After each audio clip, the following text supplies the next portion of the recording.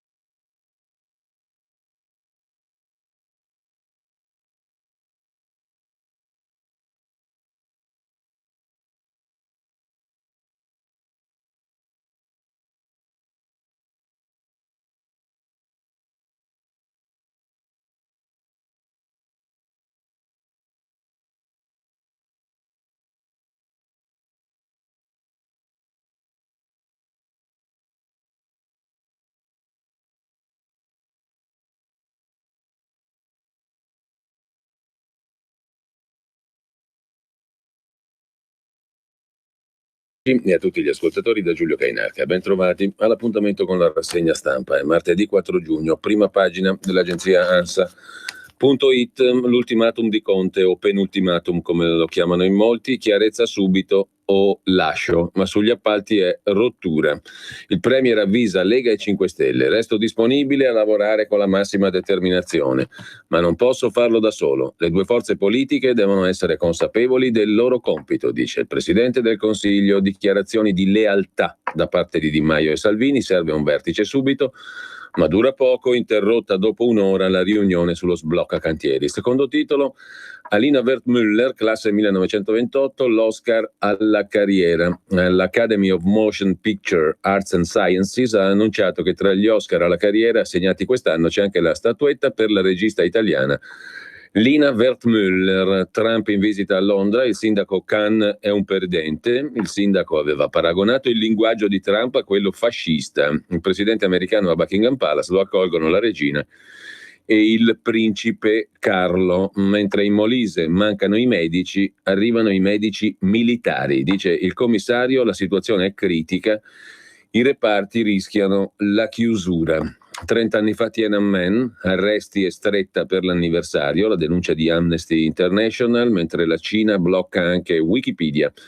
Apple punta invece su servizi e TV, arriva il dark mode sull'iPhone. Tim Cook apre la conferenza degli sviluppatori, il titolo perde a Wall Street su voci di apertura di un'indagine degli Stati Uniti, mentre le procure d'Italia oggi sono al centro del plenum del Consiglio Superiore della Magistratura. Togati coinvolti si autosospendono. Ermini, CSM va al Quirinale, ore di lavoro serrato, incontri a porte chiuse al Consiglio Superiore della Magistratura, oggi il plenum straordinario sullo sfondo della bufera sulla magistratura italiana dopo la vicenda procure che ha coinvolto diversi magistrati, a partire da Luca Pallamara, ex presidente della ANM, uomo forte di Unicost, la corrente centrista delle toghe, coinvolto nell'inchiesta di Perugia per presunta corruzione. Il lavoro ai massimi livelli lo dimostra la visita in serata del vicepresidente del Consiglio Superiore della Magistratura, Davide Ermini, al Quirinale. Non solo le dimissioni di Luigi Spina, consigliere del CSM indagato a Perugia. Sul tavolo del plenum anche la richiesta di un passo indietro per i 2 consiglieri di magistratura indipendente, Lepre e Cartoni, non indagati ma che avrebbero partecipato con Palamara a incontri con Cosimo Ferri e Luca Lotti, in cui si discuteva della nomina del procuratore di Roma, scrive l'agenzia ANSA. Così, per quanto concerne la questione dei magistrati, e intanto giù le prime case per il ponte Morandi a Genova è l'inizio della fine. Sbriciolata dalla Maxi Pinza, Cannone spara acqua su Polveri. Bucci, il sindaco, dice: Polveri, sarò primo ad entrare in zona dopo le esplosioni. Poi la maturità, uscite le liste con i nomi dei commissari esterni consegnati alle segreterie scolastiche con qualche giorno d'anticipo rispetto alla pubblicazione online. Di scuola parleremo a partire dalle ore 10, dove approfondiremo una nuova rubrica e conosceremo chi la conduce in diretta oggi stamattina a RPL. Intanto ucciso in Germania il politico della CDU che aiutò i migranti, freddato con un colpo alla testa, difese i diritti dei rifugiati, scrive ancora l'agenzia ANSA. Potrebbe esserci un movente politico dietro l'omicidio dell'amministratore locale del Partito Cristiano Democratico, la CDU del distretto di Kassel, Walter Lübke, noto per il suo impegno cristiano a favore dei migranti, nemico dell'ultradestra. L'uomo, 65 anni, è stato ritrovato sul terrazzo della sua casa a Wolfhagen, nell'Assia, poco dopo la mezzanotte di domenica, ucciso da un colpo di pistola alla testa.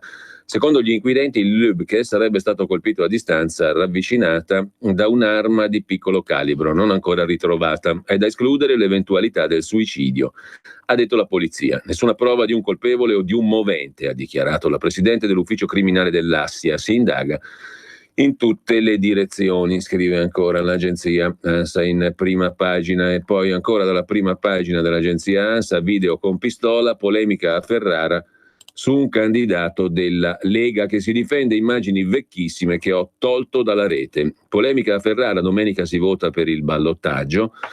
Alan Fabbri, Lega, il candidato.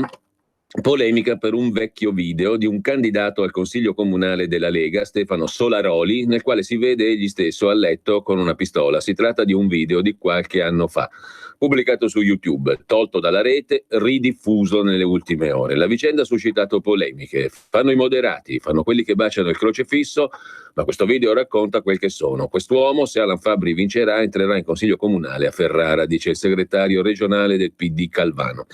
Il diretto interessato ha fatto un altro video su Facebook. Il video originale vecchissimo durava 8 minuti, è stato tagliato e cucito, parlavo di felicità, avevo appena pulito quell'arma regolarmente detenuta. Questa è la macchina del fango. L'ho eliminato dalla rete, non è mai stato su Facebook. Solaroli ha annunciato querele nei confronti di chi ha diffuso il video. Domenica a Ferrara si sfidano il candidato della Lega Alan Fabbri, al primo turno 48,5%, quello del PD Aldo Modonesi che parte dal 31,6%, scrive l'agenzia ANSA in prima pagina.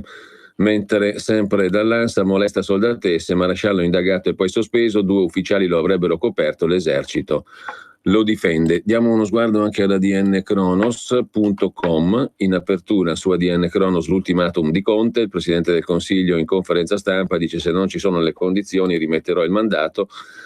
Salvini dice siamo pronti, Di Maio chiede un vertice per domani, le opposizioni all'attacco e Berlusconi dice il governo è al capolinea. Mentre strappo sullo sblocca cantieri, un nuovo sbarco a Lampedusa, scrive l'agenzia ADN Kronos. Sono arrivati 21-24 di ieri, sono arrivati 19 migranti soccorsi dalla Guardia di Finanza. Lo sbarco all'alba di oggi, altri 5 migranti, tutti uomini, scrive ancora l'agenzia ADN Kronos. Mentre incidente a Venezia, indagati il comandante e il pilota, e Toninelli contro Salvini, si dice stufo delle stupidaggini, quelle che da ultimo dice Toninelli ha detto Salvini.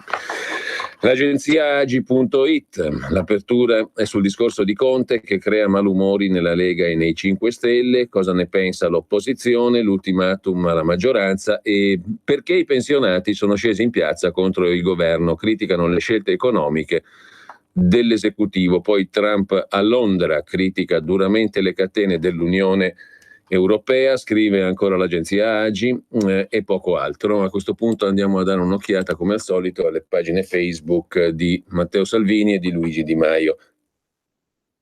Vediamo subito la pagina Facebook di Matteo Salvini. Subito è una parola grossa, cerchiamo di vedere più che altro la pagina Facebook di Matteo Salvini e ci arriviamo con una certa calma e con un certo sangue freddo. In primo piano, adesso vediamo cosa ci compare, il violenta 2 bambini a Viterbo, arrestato pakistano con permesso umanitario perché gay. Continua a mantenere in primo piano Matteo Salvini sulla sua pagina Facebook questa notizia. Poi il collegamento con Nicola Porro ieri sera su Rete 4. Oggi è giornata emiliana, Castelfranco Emilia, Mirandola, Modena e Ferrara per le amministrative per Matteo Salvini. Sorrisi, affetto, tante famiglie, giovani e giovanissimi anche a Cremona ieri sera con la Lega, dove anche si vota domenica per il ballottaggio. Siete la mia forza, spero di non deludervi, scrive Salvini. Cremona spettacolare. Ma quanti eravate stasera, questa domenica, al ballottaggio per i comuni, tutti a votare per i sindaci sostenuti dalla Lega? Ci sono 36 minuti di diretta da Cremona e poi la foto del signor Oliviero Toscani. Salvini, meglio radical chic che buzzurro, ha detto il signor Toscani. Per lui 9 milioni di italiani sono buzzurri, dichiara di votare PD. un eccezionale testimonial. E ancora dal primo piano della pagina Facebook di Salvini: non abbiamo mai smesso di lavorare, evitando di rispondere a polemiche e insulti. Gli italiani ce l'hanno riconosciuto con 9 milioni di voti domenica. Proprio oggi ho inaugurato col governatore Zaia, scriveva 12 ore fa Salvini, il primo tratto della Pedemontana veneta, opera fondamentale attesa da quasi 30 anni. L'Italia dei sì è la strada giusta. Flat tax, taglio delle tasse, riforma della giustizia, decreto sicurezza bis, autonomia regionale, rilancio degli investimenti, revisione dei vincoli europei, superamento dell'austerità e della precarietà, apertura di tutti i cantieri fermi. Noi siamo pronti, vogliamo andare avanti, non abbiamo tempo da perdere. La Lega c'è, dice Matteo Salvini sulla sua pagina Facebook, rispondendo in sostanza anche al presidente Conte. Cosa dice Di Maio? Sempre più o meno nello stesso periodo, 11 ore fa: il Movimento 5 Stelle è la prima forza politica di maggioranza, ha sempre sostenuto questo governo, lo abbiamo sempre fatto lealmente, crediamo che ci sia ancora tanto da fare, è un contratto da rispettare. Siamo leali, vogliamo metterci subito al lavoro, crediamo che i fatti siano la miglior risposta in questo momento. Da domani serve subito un vertice di governo in cui vogliamo discutere insieme la revisione dei vincoli europei per abbassare finalmente le tasse agli italiani anche con la flat tax, il salario minimo orario per i lavoratori italiani, il provvedimento sugli aiuti alle famiglie che fanno figli. Ci sono due cose importanti dal punto di vista umano. Chiedo che finiscano gli attacchi ai ministri del Movimento 5 Stelle, rispettando il lavoro di ognuno, e siccome nel contratto c'è ancora tantissimo da fare, non è certamente il momento per proporre temi divisivi mai condivisi fuori dal contratto. Questa è l'unica maggioranza possibile che può servire meglio il paese. Andiamo avanti con lealtà e coerenza, dobbiamo cambiare ancora tante cose, scrive Di Maio. Altro tema: sono in contatto con i vertici di Fiat Chrysler, stiamo seguendo come governo l'operazione Fiat Chrysler Renault. Vista la portata, il nostro paese è tra i protagonisti. L'obiettivo dell'operazione è una partnership tecnologica per lo sviluppo di nuovi prodotti, la crescita del comparto automotive in Europa e Italia. Stiamo monitorando l'operazione per conoscere il valore aggiunto che dovrà portare all'Italia. Il mio auspicio, scrive Di Maio, è che possa creare più lavoro, più tecnologia, più crescita al nostro mercato dell'automotive, ma a quanto si apprende pubblicamente le trattative sono in corso. Diamo per scontato che si salvaguardino innanzitutto i lavoratori e che piuttosto attraverso il mantenimento e il potenziamento del piano di investimenti sugli stabilimenti italiani questi aumentino nel prossimo futuro. Lo Stato ha già supportato e supporta Fiat Chrysler in Italia, lo ha fatto attraverso entrambi i ministeri che dirigo, sia nell'interesse dei lavoratori che dell'azienda, lo ha fatto nel rispetto della tradizione di un marchio legato all'Italia, alla sua storia. Ci auguriamo continui a essere rispettato, perché solo in quel caso staremo parlando di un'operazione di crescita e sviluppo aziendale come da noi intesa, scrive Di Maio, su una questione che ormai è vecchia come il cucco, è già sepolta, anzi non c'è neanche la possibilità di un'illusione come quella che traluce dalle parole di Di Maio. Comunque lasciamo la pagina Facebook anche di Di Maio e andiamo a questo punto alle prime pagine dei quotidiani di oggi. Partiamo come al solito dal Corriere della Sera. Naturalmente l'apertura è su Conte, il Presidente del Consiglio. O vi rimettete a lavorare insieme con rinnovata fiducia e collaborazione leale, o sono disposto a farmi da parte. Non mi presterò in nessun modo a vivacchiare o a galleggiare. Sono le parole del Premier Conte, che lancia una sorta di ultimatum per qualcuno debole, perché non indica delle scadenze, per le opposizioni fuori luogo, perché andava pronunciato in Parlamento e non a Palazzo Chigi di fronte ai cronisti, ma di fatto quello di ieri del Presidente Conte è un out-out rivolto sia al Movimento che alla Lega. Conte ribadisce che Lega e 5 Stelle devono essere consapevoli del loro compito e le regole europee ci sono e vanno rispettate. La pazienza è finita, scrive Francesco Verderami interpretando le parole del Presidente del Consiglio. A centropagina però abbiamo Donald Trump con giacca svolazzante che stringe la mano alla 93enne regina Elisabetta, stretta di mano poco rituale, visita di Stato del Presidente Trump nel Regno Unito, Un onore concesso finora a solo 2 suoi predecessori, protocollo rispettato. Qualcuno però ha notato che la stretta di mano a Elisabetta non è sembrata così deferente, mentre Melania ha evitato di fare la riverenza alla sovrana. Il momento clou della giornata è il banchetto ufficiale a Buckingham Palace. Assenti Meghan, la moglie di Harry, e il leader laburista Jeremy Corbyn. Il Corriere la vede così, in prima pagina, mentre Gian Antonio Stella si occupa dell'Italia bloccata, un paese che non riesce a decidere. Mario Sensini invece dell'aumento dell'IRPEF, addizionali e città, è già scattato in 469 comuni, 469 su 3.700 i comuni che hanno deciso un ritocco dell'IRPEF, delle addizionali, comunicando l'aumento nelle nuove aliquote al Ministero delle Finanze. All'appello mancano circa 4.200 municipi. Nonostante siano scaduti i termini per deliberare, non si può escludere che anche per motivi elettorali, in molti comuni si è votato a fine maggio, la comunicazione al Ministero dell'Economia delle nuove aliquote addizionali e dell'imposta sugli immobili sia stata ritardata. Così il Corriere in prima pagina. Voltando pagina, le parole del Presidente del Consiglio Conte, riassunte nel titolo così: vivacchiare è escluso, avanti o rimetto il mandato e i vice mi diano delle risposte. Basta con le provocazioni, le regole europee sono da rispettare. Con veline quotidiane e freddure via social non possiamo lavorare. Sul tavolo trovo un'intesa con la Francia e l'Unione Europea, oppure il percorso è bello e segnato. Stimo Mattarella, dice ancora il Presidente del Consiglio, per il sostegno e i consigli di cui mi ha onorato. Zingaretti chiede che Conte ammetta il fallimento e venga in Parlamento, e Berlusconi che si faccia da parte. L'analisi di Massimo Franco, il Premier che dice non finisca in burla, ma è subito lite sugli appalti, sblocca cantieri e gelo per le richieste leghiste. Il capo del governo dice l'incontro finisce qui. Ieri il Consiglio dei Ministri. Aiuterò tutti, ma si devono assumere le loro responsabilità. Poi c'è la logomachia, la parola che ha usato Conte, la battaglia di parole. Questo significa sostanzialmente che scoppia una battaglia quando si attribuiscono significati diversi e contrapposti al medesimo termine. Il Presidente del Consiglio ha fatto ricorso a questo vocabolo, un riferimento al continuo batti e ribatti tra Lega e 5 Stelle. Mentre sempre sul tema c'è un'intervista sul Corriere della Sera a Luigi Di Maio: Matteo venga al tavolo per un'agenda condivisa. Chi tradisce il contratto tradisce il paese. Nessuno vuole vivacchiare, dice Di Maio, siamo la prima forza politica in Parlamento, abbiamo sempre dimostrato lealtà al governo, vogliamo andare avanti, dare risposte agli italiani, non c'è tempo da perdere, e naturalmente le parole più belle sono i fatti. Il contratto è servito a questo, a trovare temi condivisi, basta seguire il contratto e realizzare ogni singolo punto.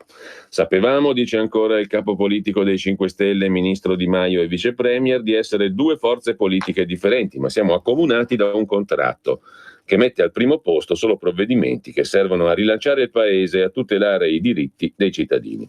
Aggiornare il contratto, fare un vertice. Per il vertice spero il prima possibile. Per quanto riguarda il contratto, prima realizziamo tutti i punti. Ora serve un'agenda con priorità che ci permetta di lavorare in maniera spedita. Salvini ha confermato la volontà di andare avanti. Siamo sempre stati leali, dice Di Maio. Mi faccia dire una cosa: chi tradisce questo contratto tradisce il paese. Io di sicuro non voglio tradire i cittadini che ci hanno dato fiducia. Per quanto riguarda i temi cari al Movimento 5 Stelle, sono temi inseriti nel contratto e condivisi con la Lega. Penso sia fondamentale fare il salario minimo, così come il decreto famiglia. Misure che mancano in Italia. Le vecchie forze politiche hanno fatto solo proclami, noi stiamo dando risposte, è quello che continueremo a fare. Immagino che anche la Lega la pensi così. Vogliamo andare avanti con coerenza. Salvini chiede flat tax e autonomia. Se vogliamo farli subito, noi siamo pronti, siamo disponibili a discutere con la Lega di queste proposte. Abbiamo sempre detto di sì a flat tax e autonomia, se fatta in un certo modo, basta sedersi attorno al tavolo e lavorare. Il ricevimento al Quirinale e il riavvicinamento. Guardi, io non ho mai avuto nulla e non avrei motivo di avere nulla contro Salvini. Mi dispiace solo quando si attaccano i nostri ministri, perché se siamo una squadra si lavora da squadra, con lealtà.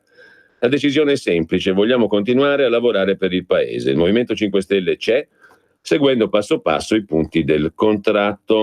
Richieste di rimpasto: a noi le poltrone non interessano, dice ancora Luigi Di Maio al Corriere della Sera.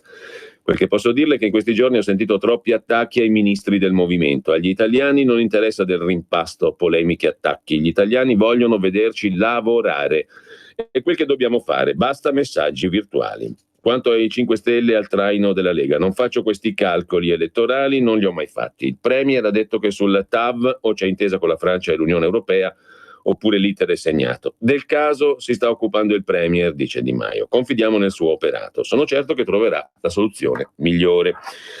Lascerà il suo incarico al Ministero dello Sviluppo Economico? È vero che ha chiesto che nei 5 Stelle i doppi incarichi vengano ridotti? Non lascerò il Ministero dello Sviluppo Economico, risponde Di Maio, e se si riferisce all'organizzazione del movimento ci saranno cambiamenti. Ho ascoltato l'Assemblea, ha avanzato richieste legittime, è giusto che siano accolte. Iniziativa di Fico per la festa della Repubblica, una provocazione? Roberto non è un provocatore, quindi no. Non condivido il suo pensiero, ma non è un mistero che siamo molto diversi. Per me il 2 giugno è prima di tutto la festa di tutti i cittadini per bene. Credo che quando si fanno distinzioni, sia da una parte che dall'altra, si sbagli sempre. Se celebriamo la festa della Repubblica non c'è motivo di schierarsi. Quando ci si schiera ci si divide. Bisogna unirsi, conclude Luigi Di Maio, pagina 4 del Corriere della Sera. Pagina 5 è Marco Cremonesi a occuparsi come sempre di Matteo Salvini. Se il governo dura, lo sapremo entro giugno e sui vincoli europei il voto è stato chiaro. Vuol sapere se il governo dura? Mi richiami tra un'ora. Alle 21 di ieri Matteo Salvini. Fino a un certo punto una battuta. Il vice premier si riferisce al fatto che è in corso la riunione per lo sblocca cantieri, il decreto, e quindi se il governo dura glielo potrò dire soltanto quando avremo visto come va col decreto. A questo punto noi possiamo solo guardare i fatti. Alle 21.30 il leader leghista è arrabbiato. Andiamo bene, sullo sblocca cantieri Conte ci ha detto di no, dice Salvini. È successo che alla riunione il Presidente del Consiglio ha negato la possibilità di accogliere l'emendamento leghista che prevedeva una moratoria di 2 anni all'entrata in vigore del codice degli appalti. Pensi un po', dice Salvini, senza la moratoria sarebbe entrata in vigore la direttiva europea, non una normativa fatta da mafia, camorra e 'ndrangheta, eppure niente, ma non è che possiamo ripartire dal punto zero con i no. Secondo fonti leghiste lo stop del Premier sarebbe venuto per il fatto che l'ipotesi di moratoria non sarebbe stata approfondita a sufficienza, ma al di là dello sblocca cantieri Salvini è secco, per la prima volta dà un possibile orizzonte temporale al governo. Entro giugno vedremo, entro giugno non ci saranno più dubbi sulla volontà di nessuno. Io non ho mai pensato, né prima né dopo le europee, di far cadere il governo, però, ripeto, contano gli atti. I temi li abbiamo chiari: autonomia delle regioni, riforma fiscale. Taccio sul decreto sicurezza 2 pronto da settimane. Adesso Conte va in Vietnam, entro il mese capiremo tutto. Salvini, scrive ancora Cremonesi, aveva iniziato la giornata nel nord-est con Zaia, inaugurazione dell'autostrada pedemontana veneta. Ci sono voluti soltanto 29 anni, se ne parlava dal 1990.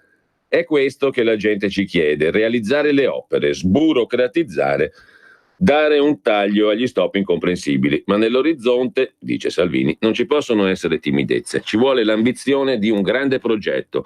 Questo passa per un punto chiarissimo: un pesante taglio delle tasse. Ripeto, pesante. Questo è un momento storico unico, è il momento di farlo. Il nostro banco di prova. Gli italiani alle europee ci hanno detto di fare questo e sui vincoli dell'Unione Europea il voto europeo è stato chiaro. Insomma, Salvini è ultimativo, almeno quanto Conte, che in conferenza stampa mette sul piatto le dimissioni. L'unico obiettivo da trattare con l'Europa, dice Salvini, è quello. Conte, Moavero, Tria, se siamo tutti determinati possiamo farlo. Se qualcuno non ne è convinto, già in partenza, se ci si accontenta degli 0, diventa difficile. Sarà impegnativa la prossima manovra, lo sappiamo tutti, ma sarà impegnativa perché sarà per lanciare e non per togliere.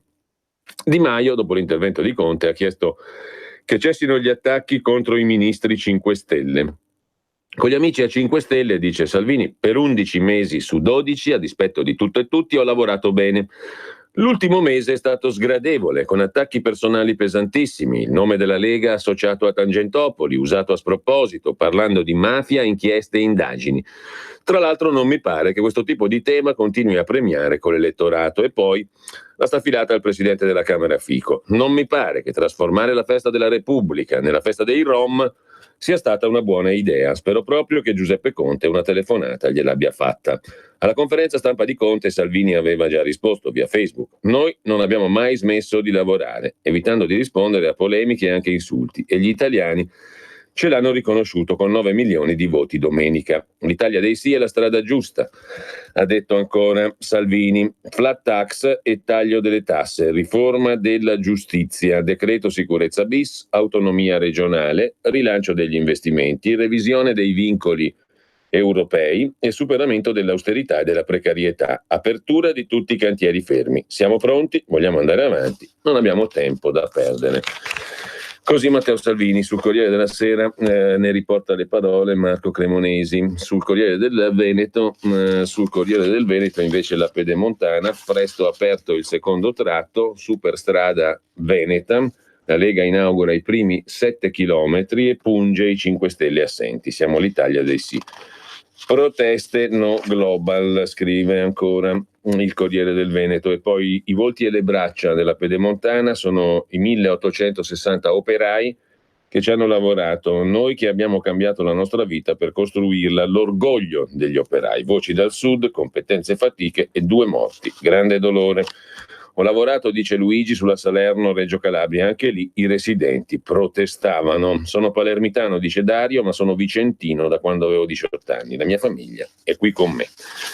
Pedemontana veneta, le sue braccia. Invece da Bologna, dal Corriere di Bologna, Salvini alla campagna d'Emilia, tour nei comuni al ballottaggio, da Ferrara a Mirandola a Forlì. Oggi il ministro è in programma comizi in ben 6 città dell'Emilia che va al voto. Il nostro candidato alle regionali ce n'è più d'uno che si è messo a disposizione, sia politici sia non politici, dice Salvini. Ma dalle infrastrutture alle imprese il governo è freddo sui dossier regionali, più liti che aiuti nel primo anno di governo giallo-verde, guerra di dati anche sulla sicurezza, il nodo dell'autonomia. Bonaccini ha lavorato a stretto contatto con la ministra Stefani. Lasciamo il Corriere di Bologna, ma torniamo al Corriere della Sera in pagina di politica. In primo piano c'è anche l'altro articolo su Toti, Musumeci, gli altri, la tenaglia leghista per stringere Forza Italia, le alleanze con i sindaci e con i governatori da nord a sud. Poi si potrebbe votare a settembre, le urne anticipate, scrive il Corriere della Sera. E altra questione, l'Europa che valuta la linea dura sull'Italia, nel mirino l'aumento del debito, i dati del 2018, domani vertice dei commissari su un'eventuale procedura di infrazione contro l'Italia, una multa, una procedura appunto contro l'Italia da parte dell'Unione Europea. Per quanto riguarda invece di nuovo le cose domestiche, sulle pensioni spunta uno scivolo di 7 anni, possibile lasciare il lavoro in anticipo, ma soltanto nelle aziende con più di 1000 dipendenti. Si potrà andare in pensione fino a 7 anni prima, a patto di lavorare in un'azienda grossa con più di 1000 dipendenti, dove si raggiunga un accordo sindacale che preveda un programma di assunzioni e sempre che l'impresa sia disposta ad assumersi l'onere del pagamento della pensione anticipata. Lo prevede un emendamento al decreto legge crescita depositato dai relatori di maggioranza alla Camera dei Deputati. Questa norma istituisce il contratto di espansione che deve essere firmato al Ministero del Lavoro indicando il numero di nuove assunzioni a tempo indeterminato o con il contratto di apprendistato professionalizzante. Inoltre deve avere come obiettivo il rinnovamento dell'azienda. La pensione anticipata avrebbe un importo pari a quello maturato al momento dell'uscita. La nuova forma di prepensionamento sarebbe però valida solo per quest'anno e per il prossimo. Si vedrà, è un emendamento. Intanto in molti comuni c'è il rincaro dell'IRPEF, sono 469 le città in cui è stata decisa un'addizionale più alta, potevano farlo in 526, quelle che non avevano l'aliquota massima. All'appello mancano ancora 4.200 comuni per capire se hanno aumentato l'IRPEF, l'addizionale IRPEF, e non hanno ancora dato comunicazione al Ministero dell'Economia. Porta con te ovunque RPL. Scarica l'applicazione su smartphone o tablet dal tuo store o dal sito radiopadania.org. Cosa aspetti? E lucevan le stelle. Sì, lo so che per realizzare tutti i progetti della Lega per l'Italia non bastano certo 2 parole, ma i 2 per 1000. Gli italiani sanno tutto e sanno pure che il codice per destinare alla Lega il 2 per 1000 è D43 e che lo si deve scrivere sulla dichiarazione dei redditi. Donar il mio solo pensiero, firma www.2per1000lega.it. Messaggio per tutti gli imprenditori, gli artigiani, i commercianti, i liberi professionisti. Hai un'attività? Dei prodotti da promuovere? Prova la pubblicità sulla nostra radio. Radio Padania ha preparato per te una grande promozione per aiutarti a sostenere la tua attività a tariffe davvero straordinarie. Informati, vedrai che si può fare. Mandaci una mail all'indirizzo spot@radiopadania.net. Con Radio Padania si può fare. Torniamo al Corriere della Sera, dove va segnalato 20 anni fa, 24 marzo 99, la NATO inizia i raid aerei contro la Serbia e il Kosovo. I raid finiscono il 10 giugno del 99. Milosevic ritira le truppe, 37.000 soldati della NATO entrano in Kosovo. I 78 giorni della prima guerra definita umanitaria, primi bombardamenti in Europa dopo la seconda guerra mondiale. È nato un paese, il Kosovo, ma per la pace, scrive Massimo Nava, albanesi e serbi, la pace per albanesi e serbi non è vinta. Era la peggiore delle soluzioni, escluse tutte le altre, mette il Corriere tra virgolette. Mentre, sempre dal Corriere della Sera, il caso, torniamo alla pagina delle cronache e delle questioni domestiche, il caso CSM, i 2 giudici nella bufera vanno verso l'autosospensione. Palamara, le nomine nelle procure, possibile crisi al vertice del sindacato dei magistrati, l'Associazione Nazionale Magistrati. È partita dalla procura di Perugia l'inchiesta che ha travolto l'ex presidente NM, ex CSM, Luca Palamara, per presunta corruzione. L'Associazione dei Magistrati di Milano chiede le dimissioni di tutti i magistrati coinvolti. La pagina 19 del Corriere della Sera, invece, abbiamo l'intervista al presidente della Regione Veneto, della Giunta regionale veneta, Luca Zaia. Inquietante l'idea di un porto a Chioggia. Toninelli e Bonisoli facciano discorsi seri. A casa chi vuol passare da San Marco, ma le crociere sono una risorsa per l'Italia. Se c'è qualcuno che dice che non viene più a Venezia se la nave non passa da San Marco, sono io il primo a dirgli di stare a casa. Non credo ci sia nessuno che abbia mai avuto la brillante idea di parcheggiare l'auto davanti alla piramide del Louvre per visitare Parigi. Vanno bene le grandi navi in laguna, ma con un'altra via d'acqua e non c'è nulla da inventare, dice Zaia. La soluzione è stata individuata, sottoscritta da tutti gli enti interessati, 7 novembre 2017, dopo il confronto tra l'allora ministro Del Rio e il cosiddetto comitatone, il comitato interministeriale. È l'adeguamento del canale Vittorio Emanuele con approdo a Marghera, dove a disposizione c'è una banchina di 2 chilometri.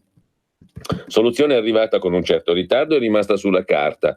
È vero, ma va ricordato che c'è un decreto, Clini-Passera, che dal 3 marzo 2012 vieta il transito di navi con una stazza superiore alle 40.000 tonnellate. Ma proprio per questo non c'è più tempo da perdere. Toninelli è ministro da 1 anno. Non accetto che ci si possa far passare l'idea che gli enti locali non decidono. Mi spiace parlare così, ma tocca a lui muoversi. Invece nel febbraio scorso ha convocato un tavolo per presentare una rosa di ipotesi, compresa quella di spostare tutto a Chioggia, amministrato dai 5 Stelle.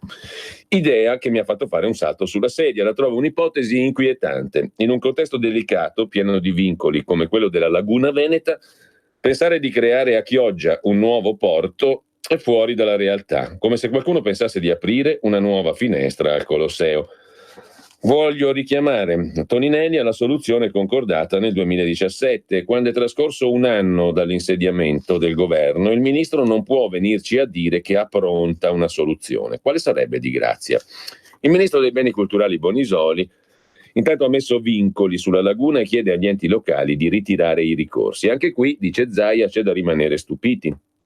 È possibile che Toninelli, che sta lavorando a una soluzione per il transito delle grandi navi, non abbia nulla da dire al suo collega? Ma al governo si parlano? Non è che ci voglia molto, basta sedersi attorno a un tavolo per chiarirsi le idee.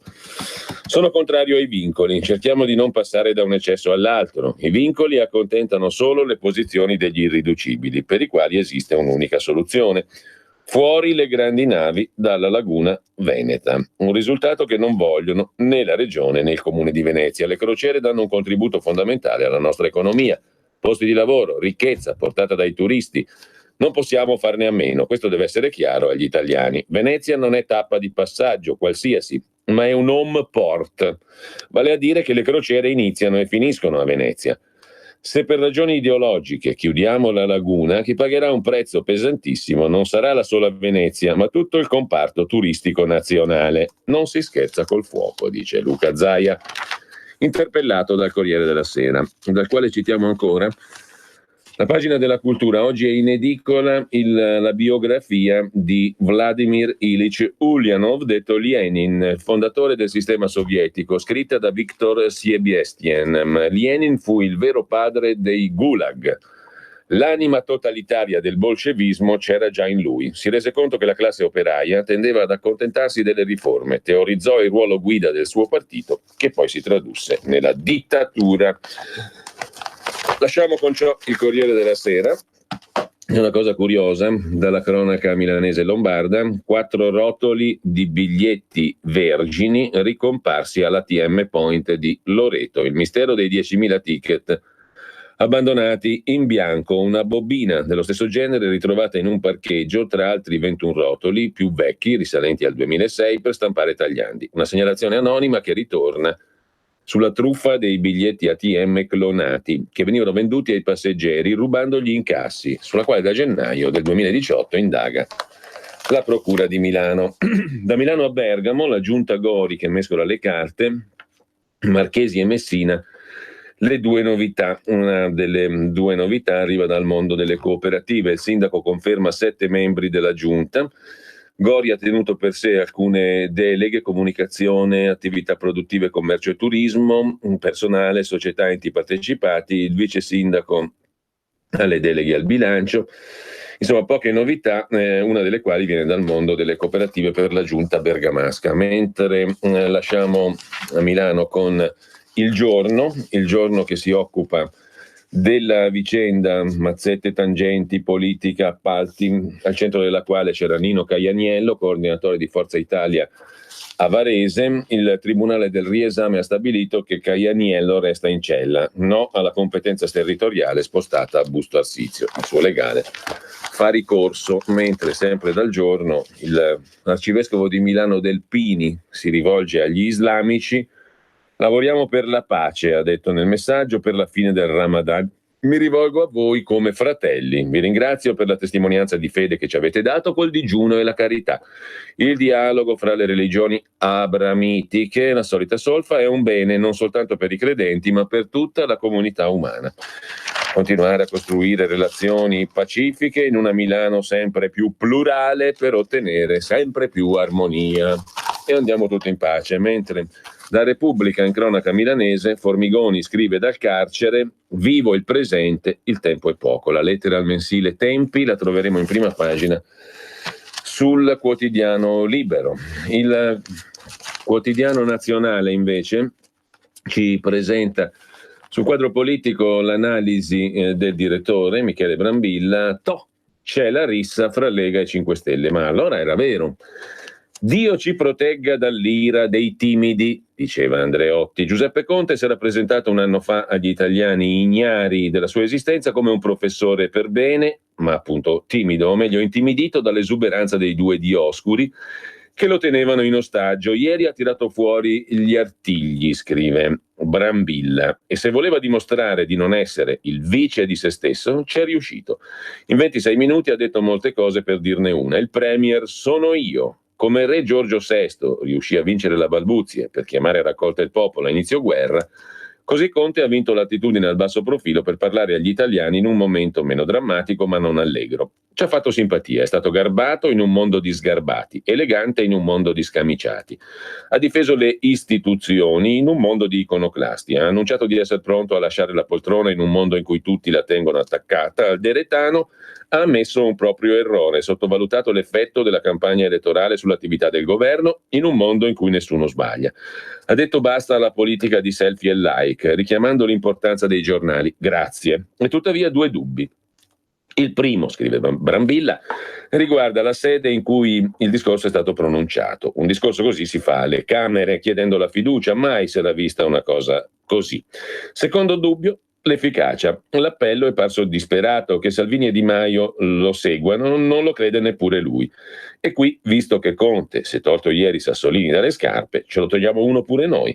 Per ricordare, conclude Michele Brambilla, che questo governo ha sempre ripetuto che le divisioni al suo interno erano balle dei giornaloni. Oggi convoca i giornalisti per ammettere che qualcosina di vero forse c'era.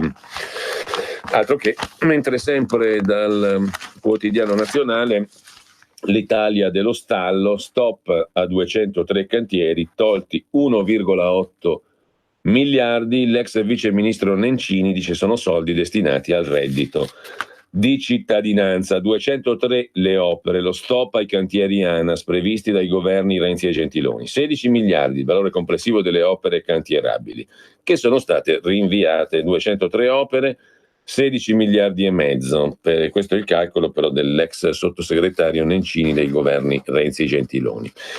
Mentre ancora dal Quotidiano Nazionale, pagina degli esteri, una notizia dalla Cina: la grande muraglia a numero chiuso, bloccato l'assalto dei visitatori e fissato un tetto di 65.000 presenze al giorno per quella che è un'attrattiva turistica importante della Cina. Torniamo all'Italia, predatori e rabbia, l'odissea del mercatone, fallimenti italiani, scrive il Quotidiano Nazionale, l'ex colosso del mobile è un fortino assediato, tutti sapevano che finiva nel baratro. La società Shernon si è finanziata omettendo il pagamento degli oneri previdenziali e tributari, non pagando fornitori e locatori nei punti vendita, introitando acconti su ordini da evadere e non onorando le obbligazioni assunte con l'amministrazione straordinaria. Così in una relazione sul Mercatone 1, il piano industriale elaborato dalla società veniva vagliato dai commissari straordinari, dagli advisor, dal comitato di sorveglianza, dal Ministero dello Sviluppo Economico e ritenuto serio e sostenibile. Nella richiesta di concordato presentata al Tribunale l'11 aprile e poi respinta, Valerio Rigoni, l'uomo del fallimento, con due aggettivi chiama in causa il sistema che lo ha promosso, il sistema politico e tecnico che meno di un anno fa gli ha messo in mano Mercatone 1, che era in amministrazione straordinaria da 3 anni, 1860 dipendenti rimasti senza lavoro, 90 milioni, la Shernon di Rigoni ha accumulato debiti per 90 milioni in 9 mesi, 60 milioni la cifra di mancati pagamenti a fornitori e locatori. Chiudiamo dal Quotidiano Nazionale con ben altro crack, il mito Marenco, Borsalino, l'ex patron Borsalino del cappello Borsalino, un crack da 4 miliardi. Raffica di indagati, scrive il Quotidiano Nazionale, ha costruito la bancarotta del secolo, seconda soltanto alla Parmalat. Il suo nome però non dice niente a nessuno. L'astigiano Marco Marenco è però da collegare alla Borsalino, storica azienda di Alessandria, quella dei cappelli. Come la memoria si accende anche quando, come oggi, le capriole della sua finanza raggiungono un capolinea in cui la Borsalino, che nel 2008 gli ha tolto tutti i poteri e l'ha messo in mora, non c'entra più nulla. L'eleganza del cappello fu forse un capriccio dentro la sindrome da scatole cinesi di questo uomo d'affari affetto da bulimia imprenditoriale. Il suo business principale era l'import-export di gas e la produzione di energia elettrica. Il contorno di spie russe e telefonia criptata per disorientare gli investigatori, una necessità dentro società che vanno dalle dighe alpine ai giacimenti di idrocarburi in Asia, tutte negli ultimi anni in perdita. Il processo su questa voragine da oltre 4 miliardi di euro è passato per i tribunali di mezzo Piemonte, cercando di ricostruire la rete di società attraverso cui Marenco faceva affari.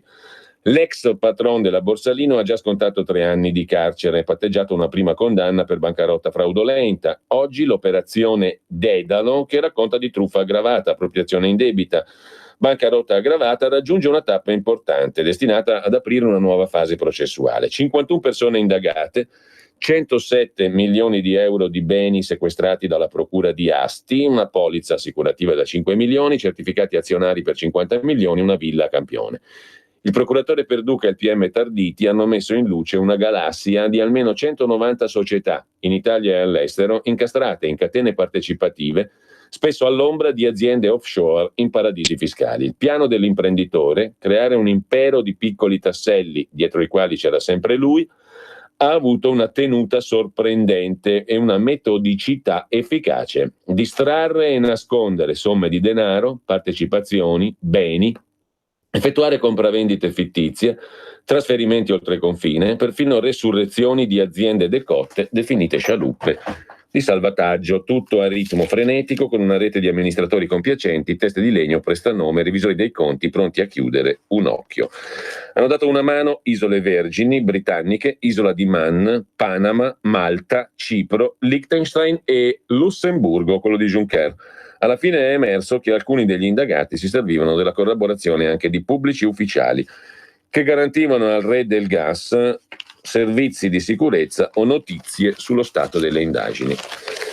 Con questo lasciamo anche il quotidiano nazionale. Andiamo a vedere la prima pagina di Repubblica, il penultimatum di Conte, ma la Lega non ci sente. Il Presidente del Consiglio dice: con l'Europa tratto io, stop alle liti o me ne vado. Giorgetti per la Lega dice: l'ombrello è inutile se la pioggia è radioattiva, e la Lega va subito all'attacco sul decreto sblocca cantieri, scrive la Repubblica.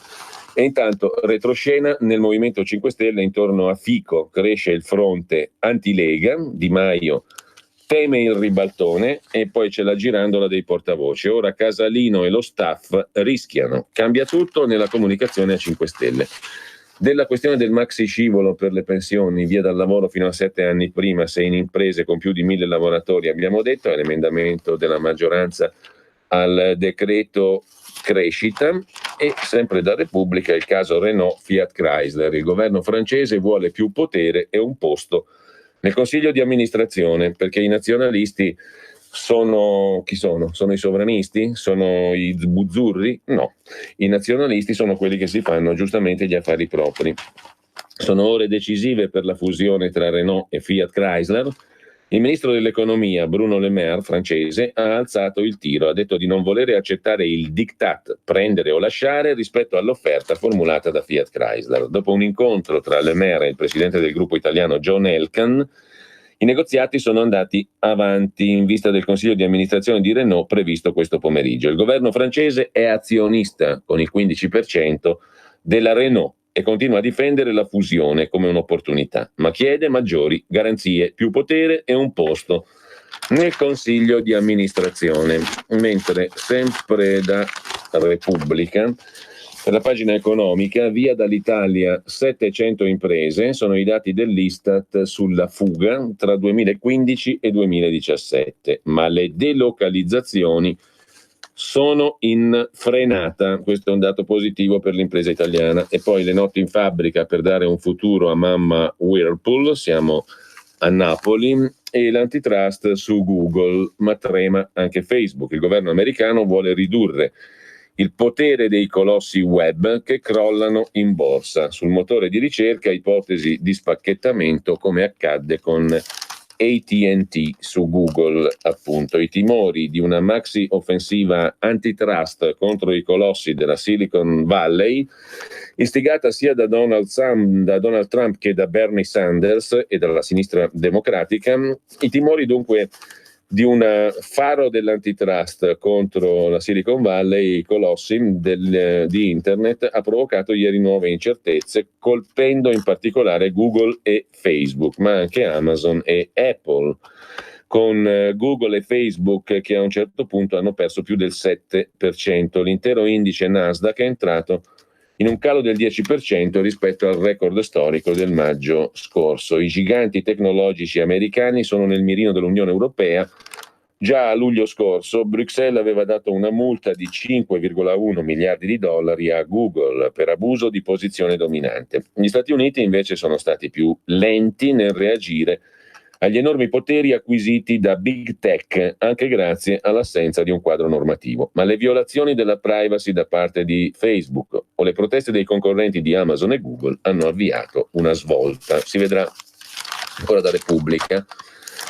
Resta da segnalare, siamo alla pagina degli spettacoli, la bella intervista a Lina Wertmüller che riceverà l'Oscar alla carriera. La Academy consegna alla regista italiana la prestigiosa statuetta e lei cita il marito Enrico Job e la figlia Mao Chi. Devo tutto a loro, amore e creatività.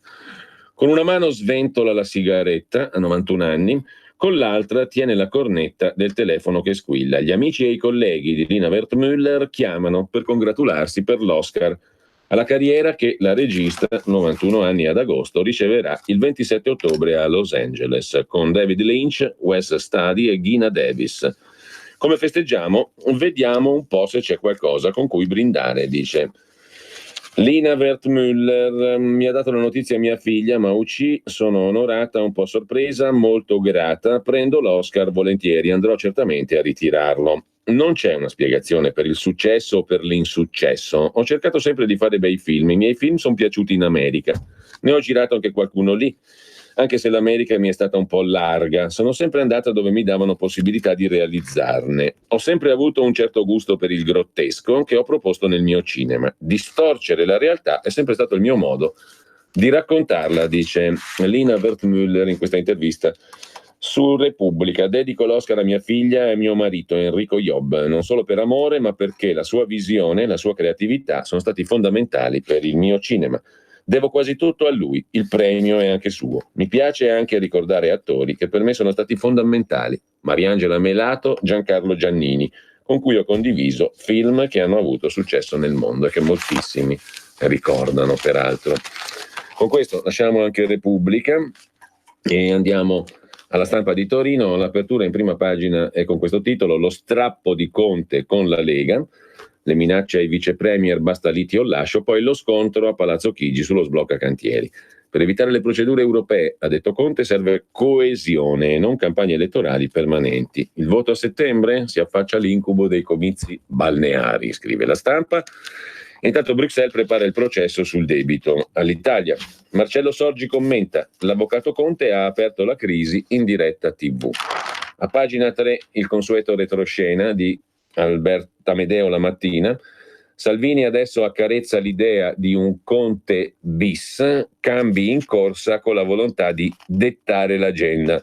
Non abbiamo mai smesso di lavorare, ha detto il leghista, tra i suoi c'è impazienza verso i 5 Stelle, ma il capo dice che bisogna andare avanti, il capo sarebbe Salvini. Intanto l'Europa prepara il processo a un governo ormai indebolito. Secondo l'Unione Europea ci sono le condizioni per aprire la procedura per eccesso di debito, ma decideranno gli Stati. Ok dei capi di gabinetto al rapporto europeo su Roma. Domani la versione finale. L'analisi indica che il criterio del debito debba considerarsi come non rispettato. Una procedura per disavanzo basata sul debito è giustificata. Questo tra virgolette perché si conclude così la bozza del rapporto sul debito che la Commissione europea adotterà ufficialmente domani, dopo la discussione tra i 28 commissari. Ieri i capi di gabinetto dei 28 commissari hanno dato il loro via libera a questo testo in una riunione terminata poco prima della conferenza stampa di Giuseppe Conte, sempre più debole agli occhi della Commissione europea, scrive da Bruxelles Marco Bresolin. Bruxelles dunque sta dicendo che ci sono le condizioni per aprire una procedura, ma per aprirla trasferisce tutte le responsabilità nelle mani dei governi. Quello italiano, innanzitutto, che dovrà dare segnali tangibili con una manovra correttiva, la promessa di una finanziaria rigorosa in autunno, per sperare di finire nel tunnel della procedura. La trattativa però stavolta potrebbe non bastare, a decidere saranno gli altri governi che da domani avranno il cerino in mano. Le conclusioni scritte nel rapporto sul debito da parte dei ministri, i direttori generali dei ministeri delle finanze dei governi dell'Unione Europea sono appunto queste. Ci sono 15 giorni di tempo, il 13 giugno la questione verrà affrontata dai ministri all'Eurogruppo in Lussemburgo. Sempre dalla Stampa poi vi segnalo una cosa curiosa sulla scuola. In classe con Twitter, studenti bocciati ai test di Pirandello, l'Università Cattolica ha fatto analizzare il romanzo pirandelliano Il fu Mattia Pascal a 1500 alunni. Chi ha letto il libro in versione cartacea lo ha capito e memorizzato meglio. Studiare alla vecchia maniera funziona di più. Utilizzare Twitter in classe invece peggiora l'apprendimento tra il 25 e il 40%. Sono i risultati della ricerca sorprendente condotta dall'Università Cattolica con la Fondazione Cariplo. Il campione vasto, 1500 studenti, 74 scuole superiori di tutta Italia, maschi, femmine, italiani e italiani di seconda generazione. A questo campione di studenti è stato chiesto di analizzare il Fu Mattia Pascal di Luigi Pirandello, un testo già adottato da TVL, organizzazione no profit che favorisce l'introduzione di Twitter come nuovo elemento didattico e che è stato di spunto per questa ricerca finita in prima pagina su Washington Post e New York Times. A metà degli studenti è stato chiesto di leggere i primi 10 capitoli del libro con metodo tradizionale. All'altra metà è stato chiesto di partecipare a una community di discussione sullo stesso testo via Twitter. Alla fine è stato chiesto a tutti gli studenti di compilare un questionario per valutare il livello di comprensione. I risultati clamorosi, dice il professor Giampaolo Barbetta, docente di politica economica, scienze politiche in Cattolica, coordinatore della ricerca. Pensavamo che l'utilizzo di Twitter avrebbe favorito la comprensione, perché costringe gli studenti a condensare in pochi caratteri i propri pensieri. E invece no, chi ha studiato col nuovo sistema è stato penalizzato con un più basso livello di comprensione. Il dato è omogeneo, penalizza di più gli studenti con i voti migliori. A incidere il fatto che Twitter non è il social media più usato dagli studenti, ma c'è anche altro. Chi ha lavorato con Twitter deve aver pensato che leggere tutti quei commenti era sufficiente e non era necessario leggere il libro con attenzione. Con la scoperta dell'acqua calda, insomma, se ti dico di discutere su un romanzo, discuti sul romanzo senza magari leggerlo. Mentre sempre dalla Stampa, sciopero della Nutella è la prima volta alla Ferrero in Francia, nell'impianto di Villiers et Cal, linee ferme da una settimana perché i dipendenti vogliono un aumento in busta paga. Dalla Stampa di Torino ci congediamo, andando a dare un'occhiata intanto alla pagina dei commenti. Qui vi segnalo un articolo del docente dell'Università Bocconi Guido Alfani: per aiutare il ceto medio la riforma del fisco deve andare oltre la flat tax. E chiudiamo anche con il Tutto Salute della Stampa, che si occupa della medicina di precisione che entra in una nuova era. Nessun malato è uguale agli altri. Big data, ricerche mirate, terapie su misura, al convegno di oncologia ASCO di Chicago, il nuovo approccio contro i tumori, preoccuparsi di ogni paziente, imparare da ogni paziente. È lo slogan del 55° congresso annuale del Gotha dell'oncologia, quello dell'ASCO, la Società Americana di Oncologia Clinica, con oltre 40.000 specialisti.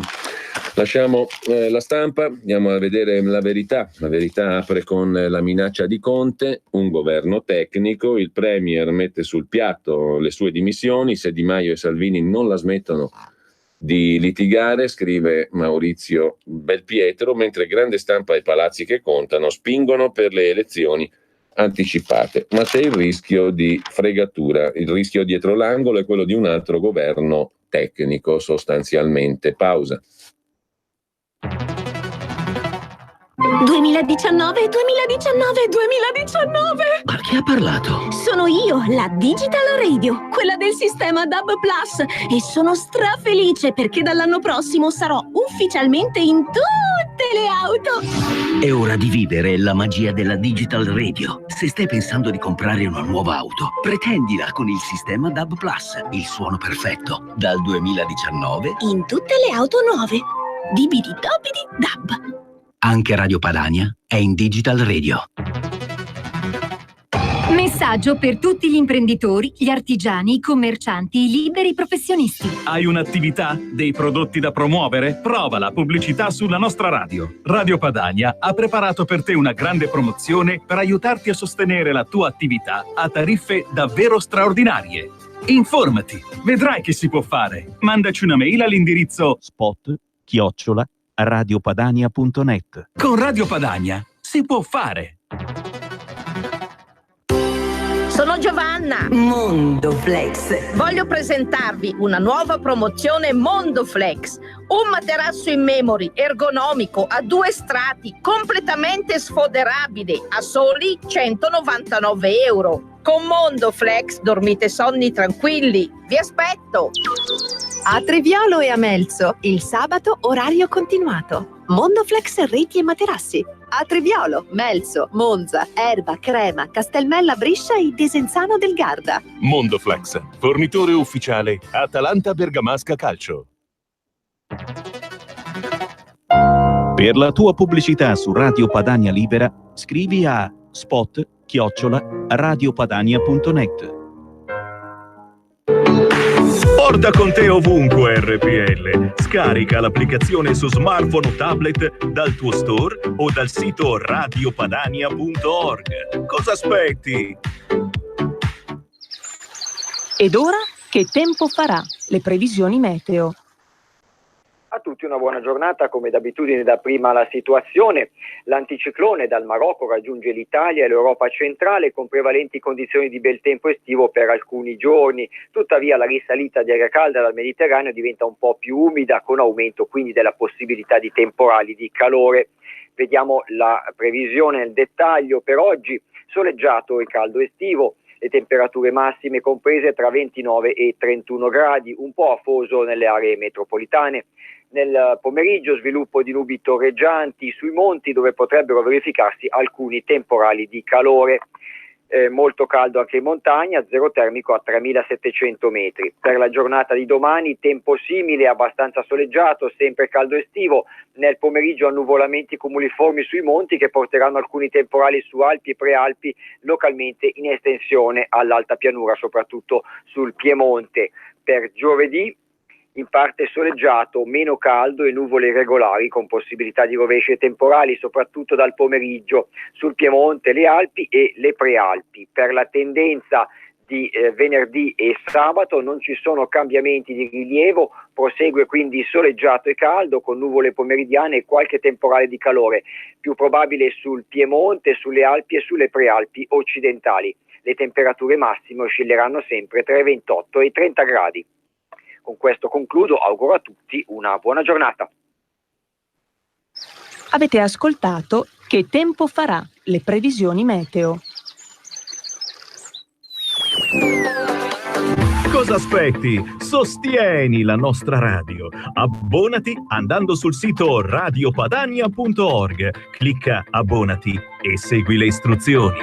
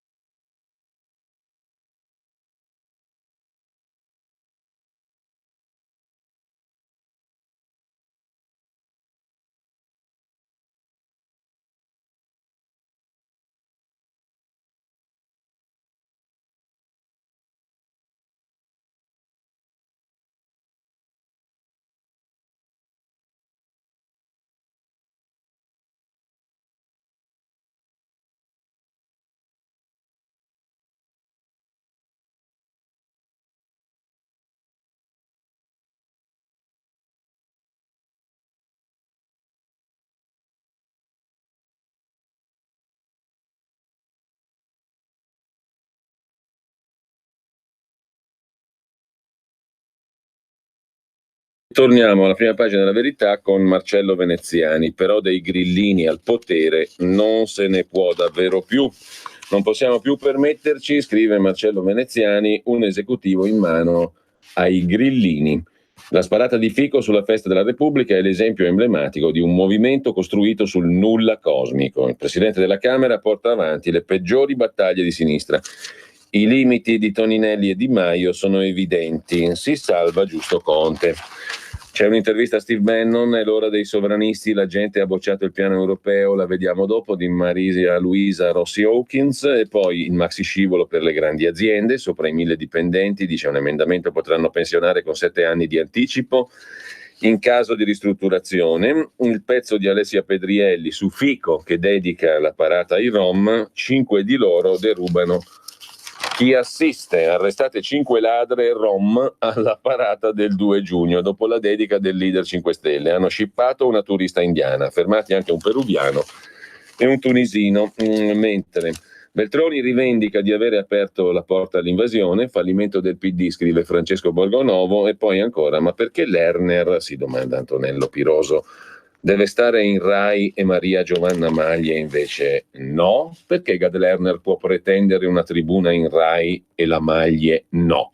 Dalla Annunziata a Badaloni alla Gruber, la militanza politica non ha mai fatto scandalo alla TV di Stato, purché sia di sinistra, scrive Antonello Piroso. E infine un'altra notizia clamorosa, mancano i medici, il Molise chiama i militari, il commissario vuole dottori con le stellette per scongiurare la chiusura dei reparti.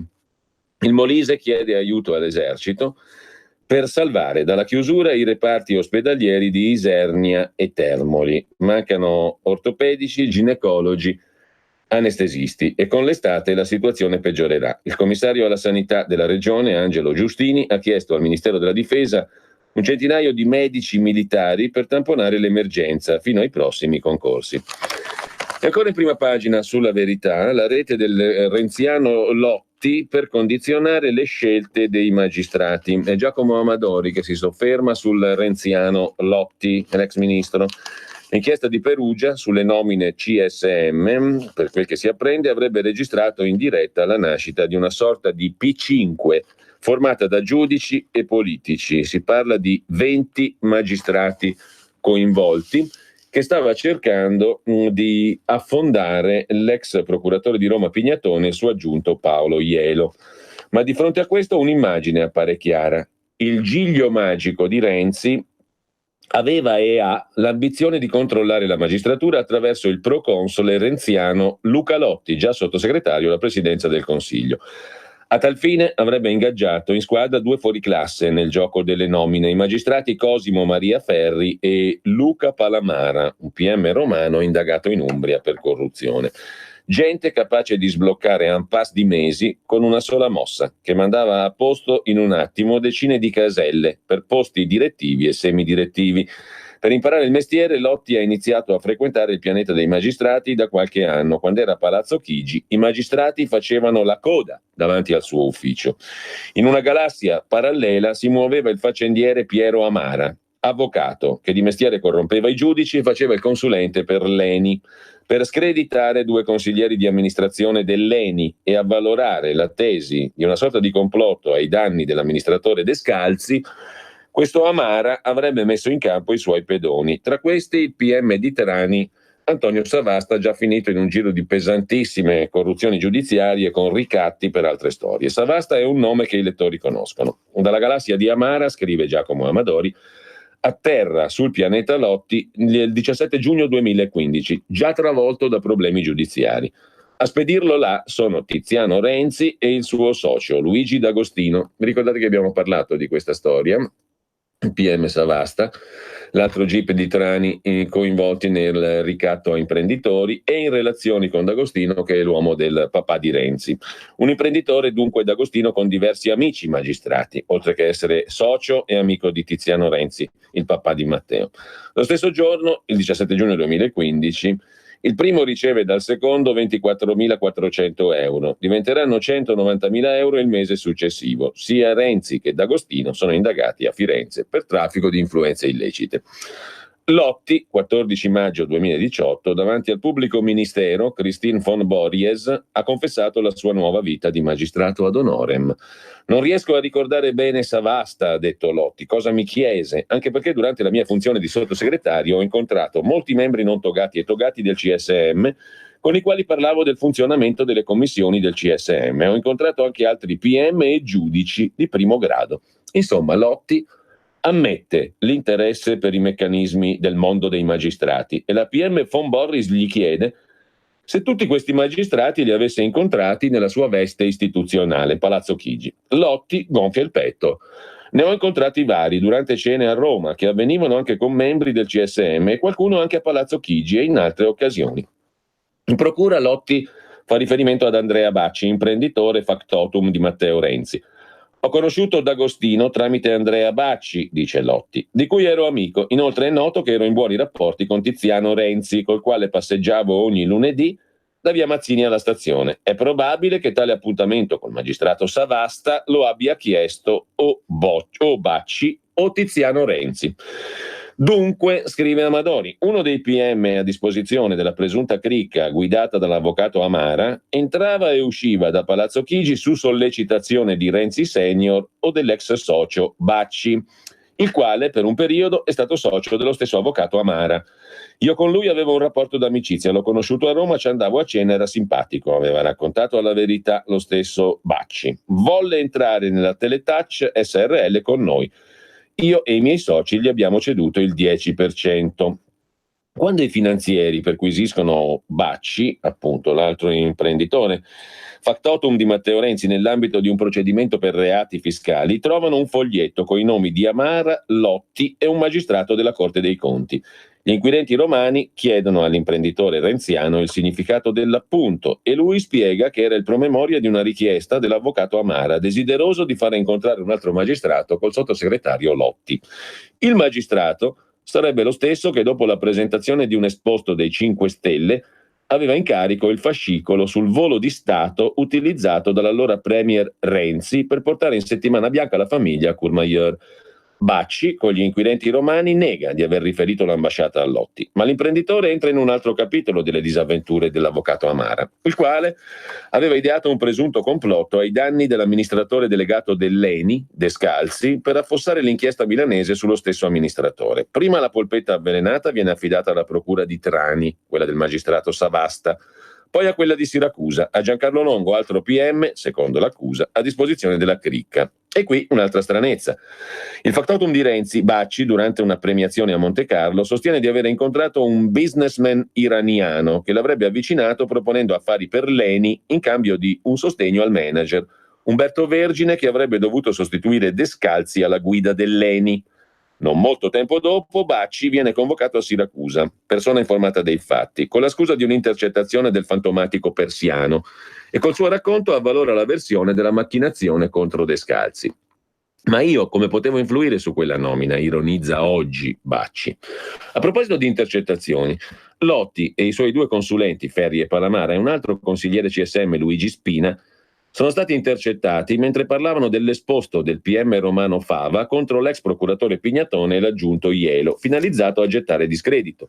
L'interesse di Lotti per l'esposto si può spiegare solo con un desiderio di rivincita contro Pignatone e Ielo, che hanno chiesto il rinvio a giudizio di Lotti per favoreggiamento nell'inchiesta Consip. Ieri sera il vicepresidente del CSM Ermini ha fatto visita al Presidente della Repubblica, mentre oggi, in concomitanza col plenum del CSM, Fava e Spina, dimessosi dal CSM, saranno interrogati a Perugia. Ma tra febbraio e marzo a Firenze veniva confezionata un'altra denuncia, presentata a Genova, procura competente per reati di magistrati fiorentini. Aveva come obiettivi Giuseppe Creazzo e Luca Turco, magistrati del capoluogo toscano, gli unici che lontani dai riflettori hanno stretto all'angolo Tiziano Renzi, mentre a Roma ne hanno chiesto l'archiviazione. Proprio a febbraio hanno ottenuto l'arresto dei genitori di Renzi. Creazzo in quel momento non era un procuratore qualsiasi, ma candidato di Unicost, cioè di Palamara, in teoria per la guida della Procura di Roma. Anche a causa dell'esposto le sue quotazioni sono scese, mentre Palamara avrebbe accettato di dirottare i suoi voti su un candidato gradito a Lotti e Ferri, cioè Marcello Viola, rispettabilissimo procuratore generale di Firenze. Chissà, conclude Amadori, bello il quadretto, se l'inchiesta di Perugia svelerà possibili trame anche dietro all'esposto genovese di cui i giornali si stanno completamente disinteressando. Quest'ultimo staremo a vedere. Intanto, per quanto riguarda la politica, Giorgio Gandola la riassume così sulla Verità: il ricatto di Conte a Salvini e Di Maio. Tratto io con l'Unione Europea, altrimenti lascio. Europee passate, finite la caccia ai like e poi Conte taglia fuori Di Maio e Salvini dalla partita per evitare l'infrazione europea. Me ne occupo con Tria e Mattarella. Rispondete in fretta perché non vivacchio, ha detto Conte, prima della stoccata le carezze sulla lotta ai clandestini e il reddito di cittadinanza, poi dopodiché va in Vietnam fisicamente proprio geograficamente fino a giovedì. Sempre poi sul tema c'è anche il pezzo a pagina 3 di Francesco Bonazzi, la fronda 5 Stelle si schianta contro il fico.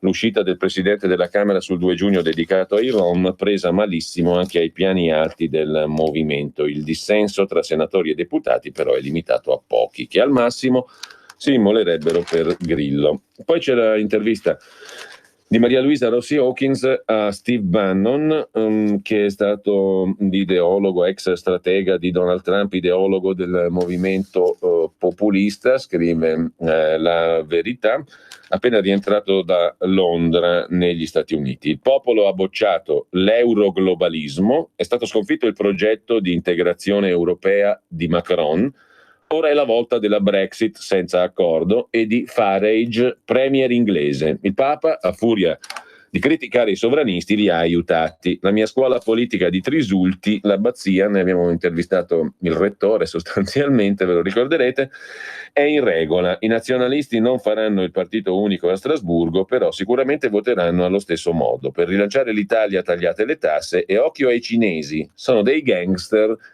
e vogliono controllarci. L'intervista è assai interessante. Parte dal risultato delle ultime europee. Straordinario, dice Steve Bannon, perché ora in Europa sono cambiate le regole di ingaggio.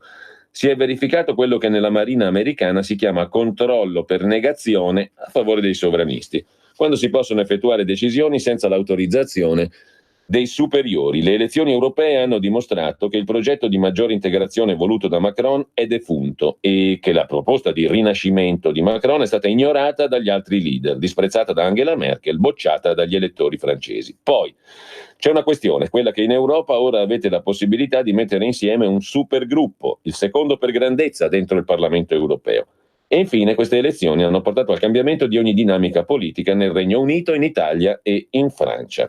Queste elezioni avranno effetto gigantesco sull'Europa, prevede Steve Bannon, il progetto globalista degli Stati Uniti d'Europa bloccato. In queste ultime elezioni i populisti hanno mostrato potere di organizzazione, capacità di trasmettere il messaggio, disciplina sufficiente per vincere a livello europeo. Un risultato enorme. Non credo che vedrete i partiti populisti unirsi sotto un'unica bandiera, soprattutto per una questione relativa alla politica interna del Regno Unito, ma voteranno allo stesso modo sugli argomenti chiave.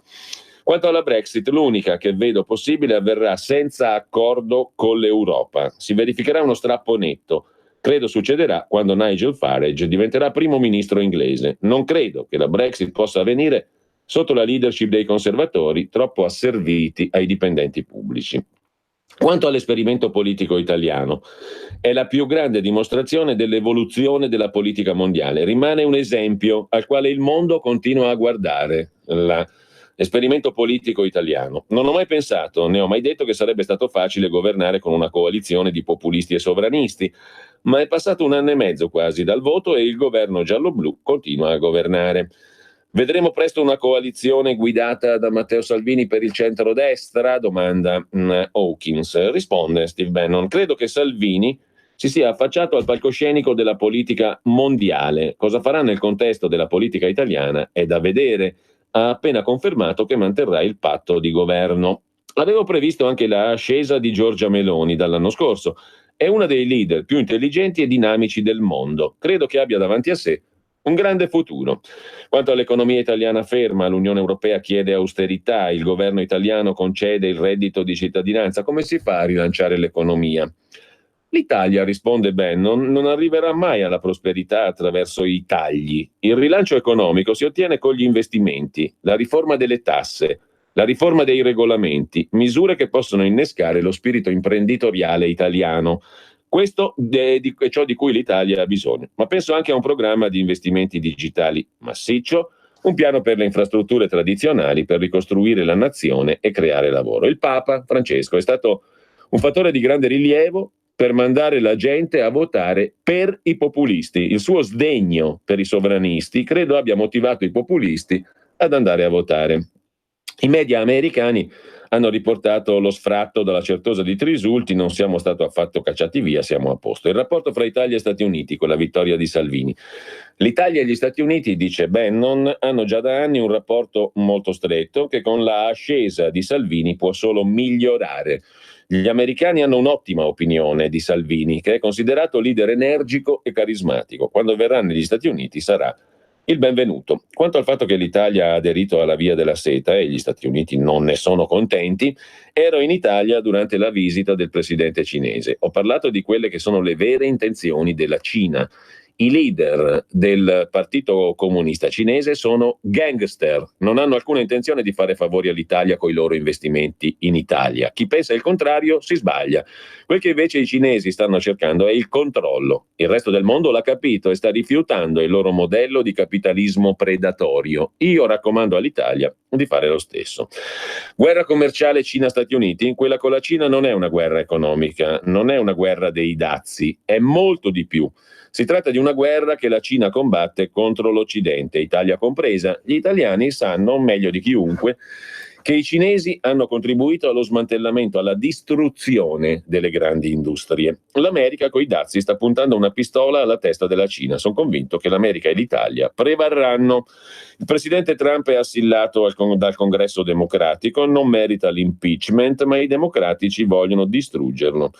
Il ticket democratico delle prossime elezioni, credo che Joe Biden farà parte del ticket, ma ciò che mi sorprende è che la sinistra progressista gli stia dando il lasciapassare. Trump può sconfiggere qualsiasi democratico se continua a concentrarsi sugli argomenti chiave per gli americani che lo hanno portato a vincere le scorse elezioni. Verrà rieletto se continuerà a concentrarsi sulla costruzione del muro con il Messico, a riportare il lavoro dalla Cina negli Stati Uniti e se punterà sulla politica dell'America First, dice Steve Bannon, intervistato dalla Verità. Siamo a pagina 5, l'intervista è interessante perché è chiara oltretutto, mentre a pagina 7, chiaro il pensiero di colui che parla ovviamente, mentre a pagina 7 il manifatturiero che rialza la testa, arriva il maxi scivolo per l'industria, ma questo l'abbiamo già visto, è un emendamento, e poi da segnalare ancora l'articolo di Alessandro Darold sulla Verità di oggi, lo scandalo delle mazzette lombarde, quelle di Caianiello e compagnia, preoccupa anche il sindaco. Beppe Sala, i forzisti, Altitonante e Tattarella erano il punto d'incontro a Milano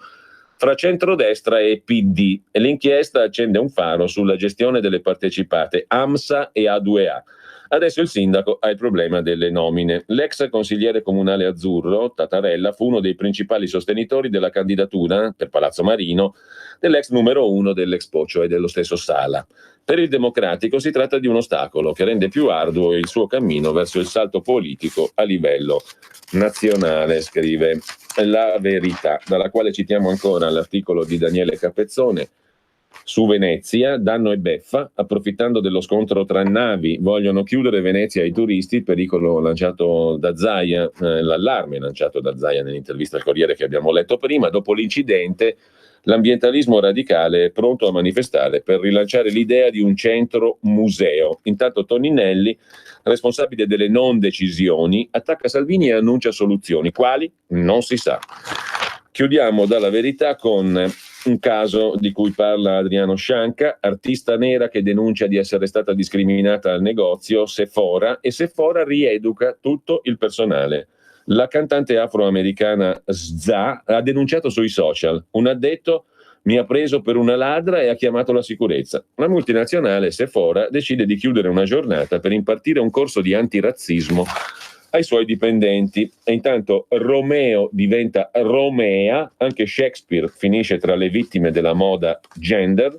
In Inghilterra sta dilagando la tendenza a modificare il sesso dei personaggi dei drammi, anche quelli classici come Shakespeare appunto, snaturando la metrica e il senso. Mentre chiudiamo con il crack da record per l'ex patron della Borsalino, se ne occupa Gianluca Baldini sulla Verità, un'inchiesta delle Fiamme Gialle che smantella l'impero del gas di Marco Marenco, che fu titolare del marchio di cappelleria Borsalino, fallite 12 società, sequestri per 107 milioni, 4 miliardi di crack, il più grande d'Italia dopo quello che travolse Parmalat.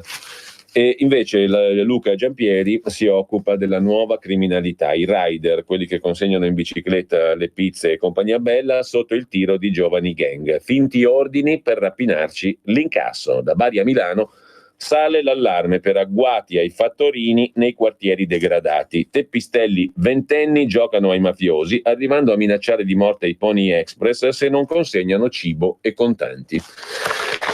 Dalla Verità passiamo al Libero, giusto il tempo di dare un'occhiata alla prima pagina. Il ruggito del coniglio Conte è l'apertura, quasi quasi me ne vado, anzi no, siccome non sa più gestire il governo, il Premier domanda a Di Maio e Salvini se vogliono continuare o tornare a casa e minaccia basta liti oppure lascio. I suoi vice nicchiano.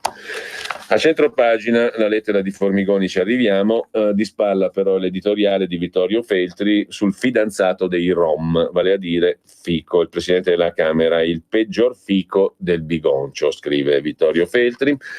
C'è un'altra iniziativa che inizia oggi su Libero con la lettera di Renato Farina. Si cominciano a pubblicare pensieri e ricordi sui nonni alla mail carinonni@liberoquotidiano.it. Inizia Renato Farina che ricorda suo nonno Pasquale, un nonno sordomuto che riusciva a parlarmi. Si chiamava Pasquale, gli chiedo scusa perché la sua diversità mi faceva vergognare di lui. Soltanto ora capisco che mi ha insegnato le cose importanti della vita, l'amore per la propria donna e per il lavoro. Forse non è troppo tardi per chiedere scusa, scrive Renato Farina al nonno, mi perdoni? Mentre sempre in prima pagina su Libero sono i medici italiani i più stressati d'Europa, scrive Azzurra Barbuto, per curare gli altri trascurano se stessi. E poi c'è la lettera di Formigoni dal carcere alla quale risponde Vittorio Feltri, caro Roberto, chiedi la grazia e facciamola finita con la galera. Scrive a Tempi, al settimanale Tempi, l'ex governatore, così riesco a vivere anche questa ingiustizia. Il tempo qui è scandito da regole burocratiche, ma non possono inquinare il mio cuore e la mia mente. Formigoni è appunto in carcere dopo condanna a 5 anni e 6 mesi per corruzione, processo per distrazione fondi alla Fondazione Maugeri. La mia condanna è stata definita dal professor Franco Coppi, il più grande penalista italiano, ricorda Formigoni, una condanna senza colpa e senza prove. Mi hanno condannato, ma non hanno potuto decidere del mio modo di reagire, non hanno inquinato il mio cuore e il mio cervello. Vivo il presente istante per istante. Il presente è il luogo della presenza di un altro con la A maiuscola e ogni istante è un'occasione di sofferenza ma anche di incontro. Qui devi compilare la domandina per ogni cosa e anche le medicine le devo ritirare una pastiglia al giorno. Roberto, scrive Vittorio Feltri, chiedi la grazia e facciamola finita. Il Quirinale conceda la clemenza a un uomo che è già stato umiliato a sufficienza dalle sentenze. In effetti, qualunque la si pensi, credo che lasci malessere la conclusione in galera di una vita che peraltro può essere criticabile politicamente per altri motivi, però non lo so, mi lascia una perplessità istintiva, diciamo così, mentre a pagina 3 solo chiacchiere, quelle di Conte, soldi, Africa, Europa, scrive Libero, le promesse tradite dall'avvocato del popolo. Nel suo primo anno a Palazzo Chigi ha parlato di rivoluzione fiscale, ha lanciato un incredibile, ha detto lui, programma di ripresa, ma è rimasto tutto sulla carta, scrive Gianluca Veneziani. Sulla Libia garantiva si sta stabilizzando, tutte balle. Paolo Becchi e Giuseppe Palma invece tornano sui mini bot, una moneta parallela. Ecco perché possono essere utili. Il ragionamento lo trovate a pagina 5 di Libero. E poi torniamo a parlare di quattrini. Salva Roma sì e autonomia delle regioni no. Chi preme per donare 12 miliardi a Roma. In Parlamento prende forma una coalizione larga che oltre ai 5 Stelle riunisce PD e Fratelli d'Italia per approvare il trasferimento del superdebito di Roma alle casse statali, mentre la cessione di poteri a Lombardia e Veneto resta ancora ferma, denuncia Giuliano Zulin su Libero. Filippo Facci si occupa invece, altro che razzismo, delle imprese degli immigrati che crescono, sono il 15% del totale. Negli anni della crisi, 2010-2018, sono aumentate del 32%, mentre quelle gestite da italiani calavano, scrive Facci a pagina 8 di Libero. Da Libero Segnalo anche l'articolo di Tiziana La Pelosa sulla scuola. Ragazzi, non abbiate timore, la scuola non boccia quasi più. Si avvicina alla fine delle lezioni, grande attesa per i tabelloni. Le statistiche confermano negli ultimi 5 anni i respingimenti scolastici sono scesi fino al 7,4%. È il Ministero a invitare esplicitamente i docenti alla clemenza. Oggi parleremo di scuola, appunto, parlando di una nuova rubrica che sarà su RPL, ma alle 9.30 parleremo anche di noi, di radio della nostra RPL, di Radio Padania, che lancia una nuova campagna di abbonamenti. Sarà con noi il nostro amministratore Davide Franzini alle 9.30 appunto. Adesso ci fermiamo per un attimo. Ciao Ruspa, come butta? Guarda che sei in onda. Donare il 2 per 1000 alla Lega è importante per i progetti di Matteo Salvini? Sì, la gente lo sa. Sa pure che D43 è il codice da scrivere sulla dichiarazione dei redditi. Sì, D43, lo sa. E che se lo dice al suo commercialista fa tutto lui. No, Ruspa, questa non possiamo dirla in radio. D43 è una sigla importante. Serve a dare più forza ai progetti che Matteo Salvini vuole realizzare. Quest'anno il 2 per 1000 donalo alla Lega di Matteo Salvini. Dillo al tuo commercialista. Donare il 2 per 1000 alla Lega è un'ottima azione. www.2per1000lega.it. Messaggio per tutti gli imprenditori, gli artigiani, i commercianti, i liberi professionisti. Hai un'attività? Dei prodotti da promuovere? Prova la pubblicità sulla nostra radio. Radio Padania ha preparato per te una grande promozione per aiutarti a sostenere la tua attività a tariffe davvero straordinarie. Informati, vedrai che si può fare. Mandaci una mail all'indirizzo spot@radiopadania.net. Con Radio Padania si può fare. Cosa aspetti? Sostieni la nostra radio. Abbonati andando sul sito radiopadania.org. Clicca abbonati e segui le istruzioni. Facile, no?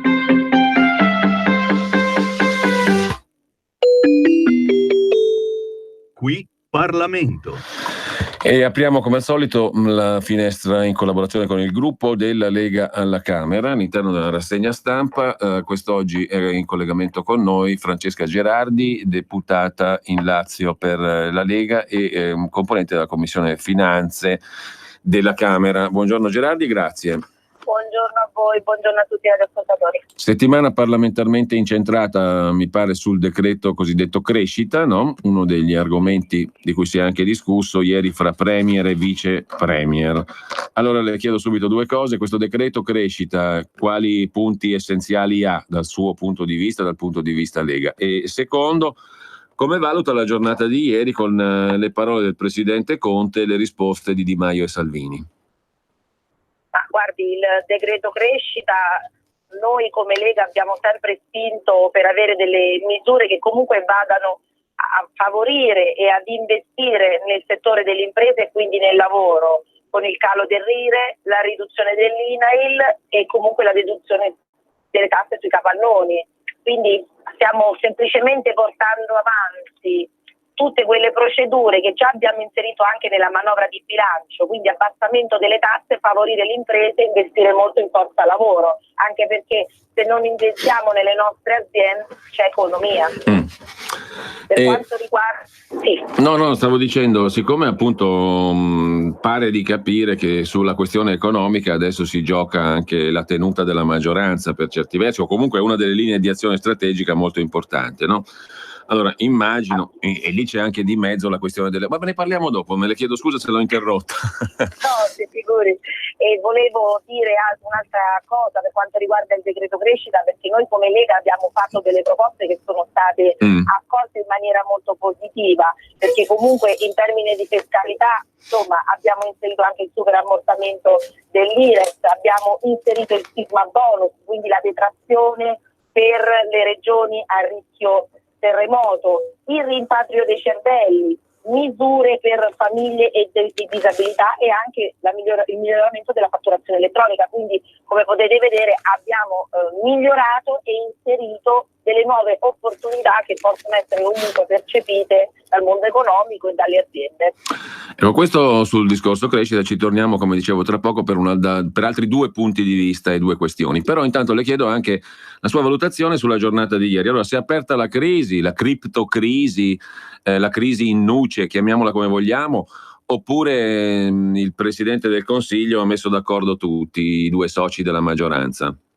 Guardi, io ho dichiarato anche ieri in una diretta TV, io ho ascoltato attentamente il discorso del Presidente Conte e l'ho avvertita in una maniera positiva, a parte il fatto che dopo un anno di governo credo che sia doveroso da parte di un Presidente del Consiglio fare comunque un resoconto agli italiani di quella che è stata l'attività di governo. Poi ovviamente si è soffermato anche sul discorso campagne elettorali, toni accesi, ma io credo che in ogni campagna elettorale ci sia sempre quella quota polemica che ora ovviamente deve essere comunque tenuta bassa. Noi per quanto riguarda la Lega, il nostro segretario Matteo Salvini, non abbiamo mai incentrato la nostra campagna elettorale su toni accesi, anzi abbiamo sempre lavorato e mantenuto comunque un profilo molto basso da questo punto di vista, perché comunque Matteo Salvini non ama la polemica in questo senso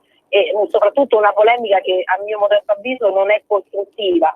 Quindi sicuramente il discorso di Conte è stato importante e io credo che sia stato percepito, infatti non si è fatta mancare immediatamente la risposta del nostro segretario nazionale, dove ovviamente ha ribadito il suo impegno e la fiducia a questo governo, che credo che in un anno e anche negli ultimi tempi non sia mai venuta a mancare nei confronti né degli alleati di governo, tantomeno degli italiani e del Presidente Conte.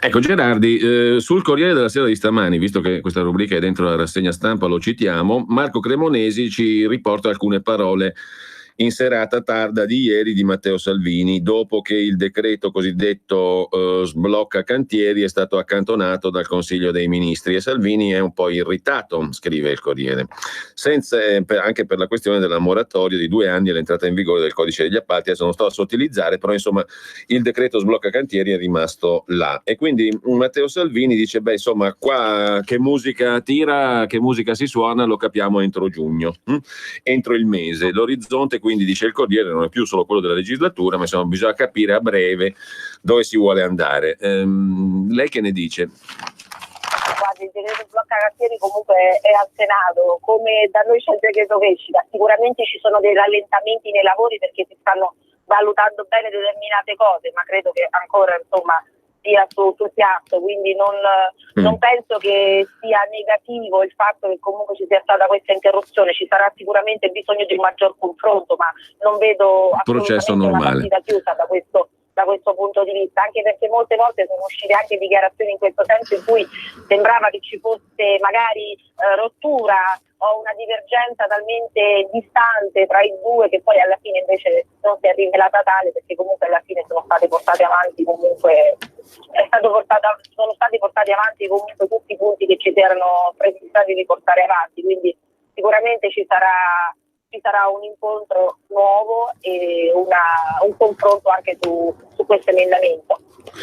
Ecco, tornando all'argomento da cui siamo partiti, cioè il decreto crescita e la necessità di uno sviluppo, perché tra le cose che Salvini ha ribadito, abbiamo visto in piazza fisicamente il 18 maggio scorso a Milano i cartelli con il 15%, no? Cioè la percentuale di tassazione della tassa piatta cosiddetta o flat tax. Però ribadisce Matteo Salvini, qua dobbiamo fare un grande progetto che passa per un punto chiarissimo, dice al Corriere della Sera, un pesante taglio delle tasse, e lo ripeto, pesante. Questo è un momento storico unico, è il momento di farlo, il nostro banco di prova è questo. Sono parole molto chiare, quindi al di là del decreto crescita, che contiene una serie di strumenti utili che lei ci ha enumerato, qui il problema è tagliare pesantemente le tasse, e qui subentra il trade union, il filo rosso che ci collega con le parole del presidente Conte, il quale ha detto però, guardate che sta partita economica la gestisce Tria, la gestisco io, la gestiamo insieme all'Unione Europea e non ci dovete rompere le scatole. Io l'ho letta così, lei la legge diversamente? Ma l'ho letta abbastanza,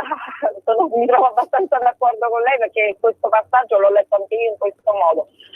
Non metto in dubbio ovviamente la competenza del ministro Tria, perché è senza, insomma, sappiamo tutte le competenze del ministro, anche perché la gestione della lettera dell'UE, però vorrei comunque dire che è normale che un capo di un partito politico, un vice premier, possa comunque fare delle dichiarazioni su argomenti del quale noi come Lega ne abbiamo fatto un vero e proprio cavallo di battaglia, anche perché la flat tax l'abbiamo proposta noi come Lega e siamo riusciti già ad attivare il primo step. Ci auguriamo e siamo certi di poter allargare la platea per passare ad un secondo step per poi arrivare in autunno alla sterilizzazione dell'IVA. Ecco, questo secondo noi è un importante banco di prova, ma sicuramente saremo in grado e capaci di portarlo avanti, perché come abbiamo già dimostrato tutto ciò che abbiamo promesso siamo riusciti poi a realizzarlo, e questo credo che sia un atto di fiducia anche che poi gli italiani ci sapranno dare in cambio ancora una volta. Quindi da questo punto di vista siamo fermamente convinti che riusciremo a realizzare anche questo step successivo per la flat tax, quindi a dare un importante segnale agli italiani di abbassamento delle tasse e quindi poter reinvestire anche e rimettere capitali per investire, e comunque è la miglior forma di espansione che ci può essere per un paese, l'investimento. Bene, allora io la ringrazio per questo nostro breve flash, mentre le agenzie di stampa sono ancora in apertura stamani sulla questione dell'ultimatum messo così di Conte, che però mi sembra un ultimatum amichevole, tutto sommato. L'ho visto positivamente. Sì, un ultimatum amichevole, devo dire, e poi centrato sulle cose da fare, che sono le stesse cose che dicono poi commentando sia Salvini che Di Maio, no? Perché abbiamo letto tutti su Facebook le posizioni di Salvini e Di Maio, sono tutte centrate sulle cose da fare come il presidente Conte, quindi a me pare che non ci sia grossa frattura, per dire la verità. Un'ultima domanda gliela faccio così a volo, visto che tra poco abbiamo con noi un amico e un collega di Radio Radicale che è giunto questa mattina al suo 90° giorno di sciopero della fame, di digiuno, anzi solo acqua ad oltranza per la sopravvivenza della sua emittente Radio Radicale. Qual è il suo punto di vista su questa questione, che può apparire minore a moltissimi, ma che ha a che fare con un principio direi abbastanza importante, quello della libertà di espressione, e con un altro principio sul quale è lecito discutere, avere opinioni molto diverse, radicalmente diverse, anche radicalmente contrastanti, ma che è quello dell'aiuto o meno pubblico anche ai partiti e all'editoria. Io sono a favore sia dell'aiuto pubblico ai partiti sia dell'editoria, però chiaramente ci sono anche opinioni nettissimamente contrarie. I 5 Stelle sono draconiani su questo. Prima muori e poi vediamo, dicono loro, no? Mi sembrano un po' drastiche queste posizioni. Sicuramente il discorso Radio Radicale è stato portato in Parlamento e non passa giorno che non ascoltiamo da parte dei diversi gruppi di opposizione degli indizi che comunque vengono fatti. Credo che la questione editoria sia stata ampiamente comunque discussa già quando abbiamo affrontato già l'anno scorso il dell'unità. Io credo che sulla libertà di parola e di espressione giornalistica non ci siano dubbi, però ovviamente non possiamo come governo ovviamente dobbiamo assumere una posizione decisa e netta, e queste sono state le decisioni che comunque sono state prese in maniera collegiale ovviamente da tutte e due le forze di governo e ovviamente devono essere comunque rispettate, ma per quanto riguarda la libertà di espressione siamo tutti d'accordo che sia giusta e lecita. Ecco, lei non trova, glielo chiedo così proprio, glielo chiedo anche da giornalista, ma lei non trova che sia meglio, come dire, salvaguardare un principio e poi ragionare anche di quattrino, che non dire vabbè io ti chiudo tutti i canali e poi affari tuoi? Ma guardi, non credo che i tagli che siano stati fatti vogliano sembrare una censura, e poi non è che noi abbiamo chiuso o totalmente messo a pari acqua le emittenti, sia le grandi emittenti che le piccole emittenti, quindi non era questo il nostro intento. Sono stati comunque rivisti finanziamenti che vengono percepiti, ma non è che noi abbiamo tagliato o censurato, questo assolutamente no, perché non fa parte della nostra politica di governo, quindi assolutamente no. Bene, molto chiaro. Io ringrazio Francesca Gerardi che è stata con noi, deputata della Lega in Commissione Finanze alla Camera. Grazie mille Gerardi e buona giornata. Buona giornata. Buona giornata, grazie. Qui Parlamento. Allora, torniamo adesso brevemente alla rassegna stampa, in attesa di collegarci come tutti i giorni con Maurizio Bolognetti. Alla rassegna stampa, dicevo, con una cosa curiosa in prima pagina sul Fatto Quotidiano, ed è l'articolo di Stefano Feltri, che è uno dei partecipanti al vertice Bilderberg, è stato uno dei partecipanti. Il Bilderberg visto da dentro, poteri forti, scrive Stefano Feltri. Ecco di cosa si parla nelle riunioni più segrete. 5 anni fa i post sui social durante il meeting del Bilderberg erano 20.000. Nel 2019 poche centinaia. I contestatori, convinti che nell'hotel Fairmont a Montreux in Svizzera si prendessero decisioni segrete, erano una decina di pacifici gilet gialli e 4 blogger. Eppure questo evento continua a far discutere. Io ho partecipato alla riunione del club Bilderberg da giovedì sera a domenica, scrive Stefano Feltri oggi sul Fatto Quotidiano. L'aspetto più dibattuto è la segretezza, anche se online viene pubblicata la lista sia dei partecipanti che degli argomenti. I meeting del Bilderberg iniziano nell'omonimo hotel nel 1954 su iniziativa del principe d'Olanda Bernardo. Insomma, la faccio breve. Dentro il Bilderberg, racconta Stefano Feltri sul Fatto Quotidiano, ecco di cosa si discute davvero. Linea dura sulla Cina, timori per le implicazioni militari dell'intelligenza artificiale, il racconto del meeting più riservato, 10 ore di dibattiti ogni giorno, ma senza sintesi finale, e di Italia non si parla. Tutto è pensato per favorire rapporti diretti fra i leader. Niente staff, posti casuali a tavola e niente registrazioni. Di complotti non ne ho visti, scrive Stefano Feltri, a parte un bigliettino passato con discrezione al mio compagno di banco, lo storico di Harvard, Niall Ferguson. Tutta roba normale al Bilderberg, scrive Stefano Feltri, mentre io do il benvenuto e il buongiorno a Maurizio Bolognetti, 90° giorno di iniziativa non violenta, contando i giorni dal 27 febbraio e una settimana scarsa di sospensione dopo ricovero in ospedale. Dalle 23.59 del 30 maggio, Maurizio, sei in digiuno, solo acqua ad oltranza. 103 ore di digiuno, stai perdendo chili e la pressione è quello che è. Quindi come stai innanzitutto? Verrebbe da dire non benissimo stamattina, infatti confesso che ho preso un po' di caffè amaro perché credo che poi scendere sotto i 90-60 significa entrare in zona red alert e quindi poi c'è il serio rischio magari di collassare. Vorrei evitarlo ovviamente, poi chiaramente nelle prossime ore farò le valutazioni di questa situazione anche cliniche e magari le farò anche con i medici che mi assistono e vediamo un po' insomma come evolve questa vicenda che accompagna, perché questo è quello che stiamo facendo con questa mobilitazione. Stiamo provando ad accompagnare non solo con la fame, con la sete, con il digiuno, siamo i nostri interlocutori esprimendo l'auspicio che sappiano operare, credo, scelte che onorino, io dico un diritto umano, che è il diritto alla conoscenza, nel momento in cui tra l'altro io direi, e tu lo hai sottolineato più volte ottimamente, noi stiamo parlando di articolo 21, noi stiamo parlando di informazione, stiamo parlando di pluralismo, stiamo parlando di qualcosa che non può essere ridotta al rango di merce. L'informazione, la conoscenza non è una merce.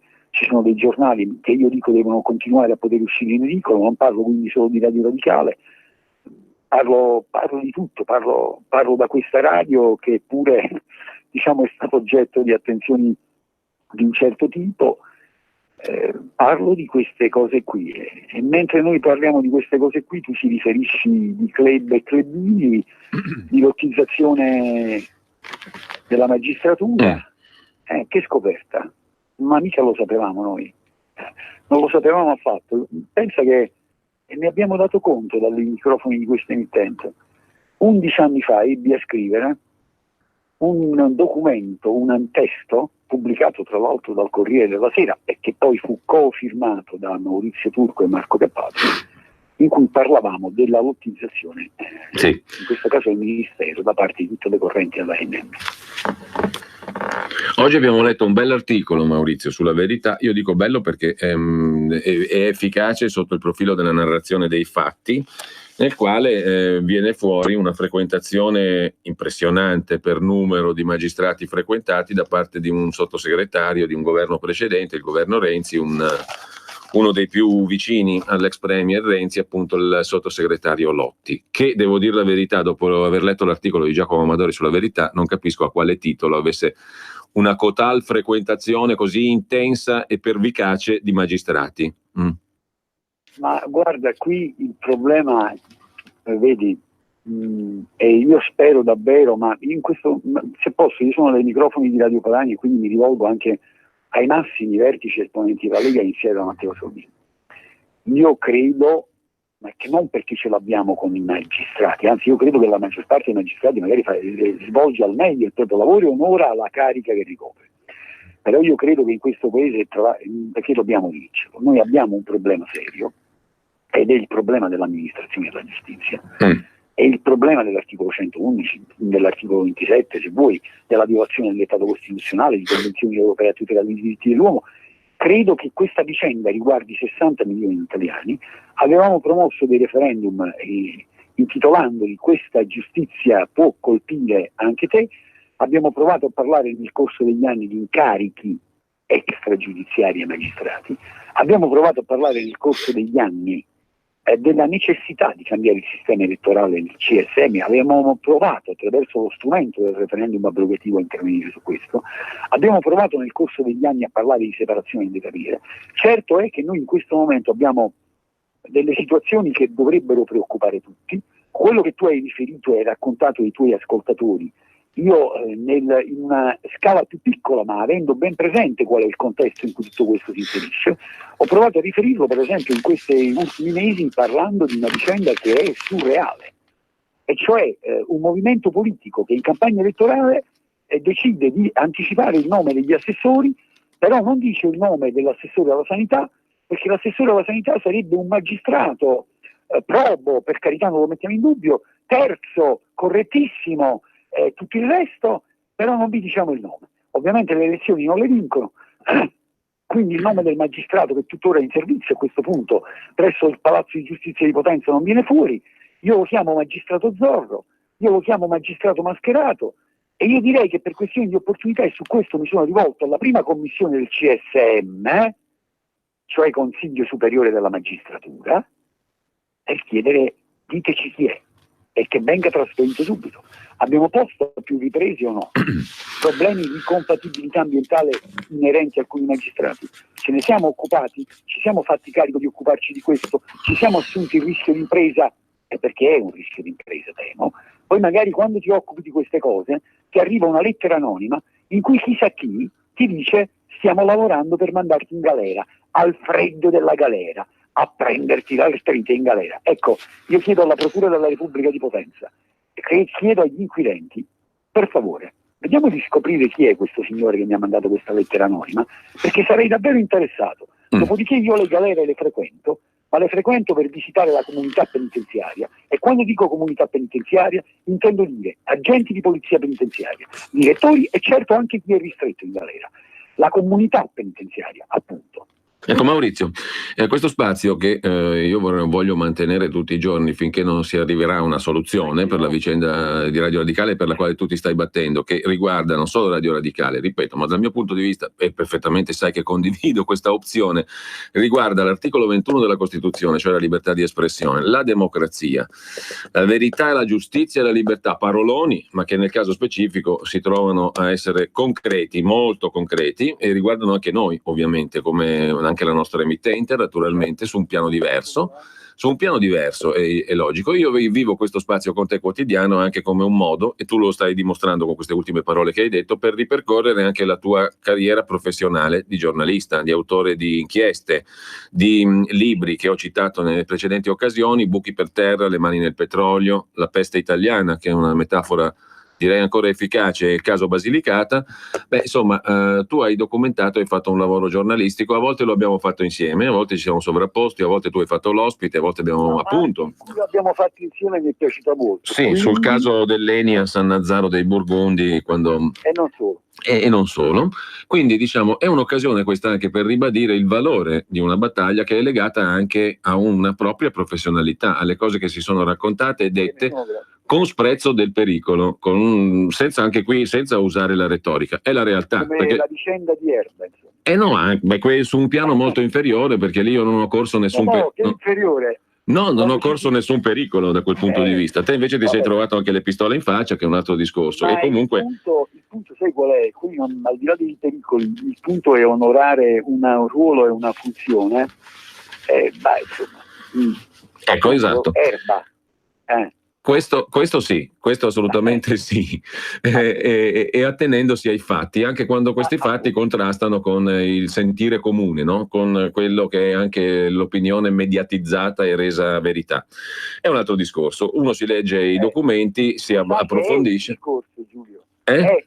E questo è il discorso. Sì, quando tu racconti da una posizione di assoluta e solitaria, verrebbe da dire, minoranza quella vicenda, mentre tutti gli altri raccontano altro, è quello tuo tentativo di raccontare una verità dei fatti e per molto tempo resta, diciamo così, clandestino, marginalizzato. Io credo che questo sia un problema. Allora, voglio dirti una cosa veloce, perché impietosamente con te il dialogo fluisce in maniera tale che i minuti si bruciano. Siamo alle 9:26 e allora io volevo dirti una cosa. Poesia però, c'è la poesia, quindi allora te lo dico. Rimputata si intitola. Ascolta, la poesia io la voglio assolutamente ascoltare, e però quindi rimandiamo ancora a domani quella questione alla quale abbiamo accennato ieri, cioè la bellissima lettera che ti ha mandato Don Vincenzo Orofino, Monsignore, e che, diciamo così, non è passa di interesse neanche al quotidiano cattolico Avvenire, che dovrebbe comunque, diciamo, avere non dico un occhio di riguardo, ma un occhio per la notizia che c'era.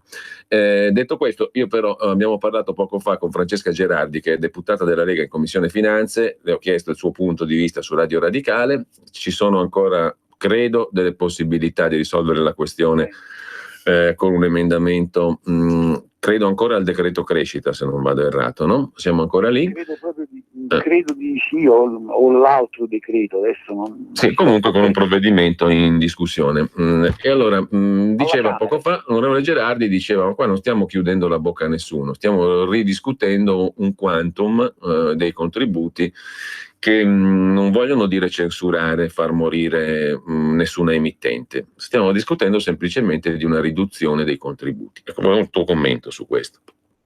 Ma io dico che bisogna, poi dopo, ripeto, c'è un documento dell'Agcom, poi discutiamo di tutto, come giustamente sottolinea anche l'Agcom, però intanto io credo che a questo punto occorra dare anche il tempo necessario a Radio Radicale di organizzarsi, poi vediamo che cosa succede dopo.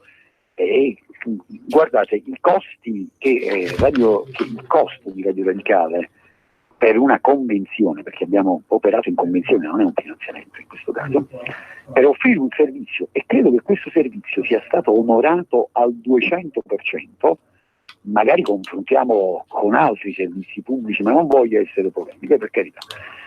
E la questione è questa, poi dopodiché sì, io resto ancorato alle parole preziose di Salvini, di Giorgetti, di altri esponenti della Lega, e mi auguro che davvero si riesca a guadagnare il tempo necessario per prendere le decisioni e per fare le cose che pure vanno fatte secondo quanto sta indicando l'Agcom. Credo che la Lega, da questo punto di vista, che è parte tra l'altro molti deputati dell'intergruppo, abbia inquadrato i termini della questione. Insomma, vediamo come andrà a finire nelle prossime ore. Speriamo che arrivino buone notizie, così magari potremo brindare alla salute dei tanti che su questo si sono spesi, e io direi alla salute della democrazia, alla salute di un diritto importante che è il diritto umano alla conoscenza, a cui diamo corpo, a cui tu tutte le mattine dai corpo con la tua rassegna stampa, con la tua onda libera. Di questo stiamo parlando. Allora, Maurizio, ci sentiamo domani, però la poesia stavolta ce la leggi. Ma dove vuoi scappare? Amici di Radio Padania e ovviamente Edoardo De Filippo, l'imputata. Cara Cozzeca, tu stai inguaiato, dice il tuo magistrato. O fatte chiste, che non ti salva manca Gesù Cristo. O l'ergastolo o muore fucilato. Qua ci sono le prove, figlia mia. Tu hai portato il bacillo del colera. La tua presenza è una presenza nera, agente morallerte mi esavia. Che dice a tua discolpa? Ecco, vedete, a funno mare a Cozzeca s'arrangia, dicette l'imputata. E lo sapete, là sotto presideva all'inferno. Quello che arriva a Cozzeca si mangia. Se arriva a merda, arriva dalle stelle. È la cozza l'imputata, no? Di aver portato il colera. È bellissima anche questa. Tiriamoci fuori dalla merda, scusami, tanto lo so che sei in fascia protetta, ma tanto paghi tu che mi frega. Un abbraccio agli ascoltatori di Radio Padania, un abbraccio a te Giulio, viva Radio Padania, viva Radio Radicale, viva il diritto alla conoscenza. Grazie Maurizio, a domani, un abbraccio a te. Noi ci sentiamo tra poco, credo a questo punto con il nostro amministratore, per Sulla Notizia. Fra qualche minuto state in attesa perché parliamo anche di noi, appunto. Viva Radio Padania! E lucevan le stelle. Sì, lo so che per realizzare tutti i progetti della Lega per l'Italia non bastano certo 2 parole, ma il 2 per 1000. Gli italiani sanno tutto.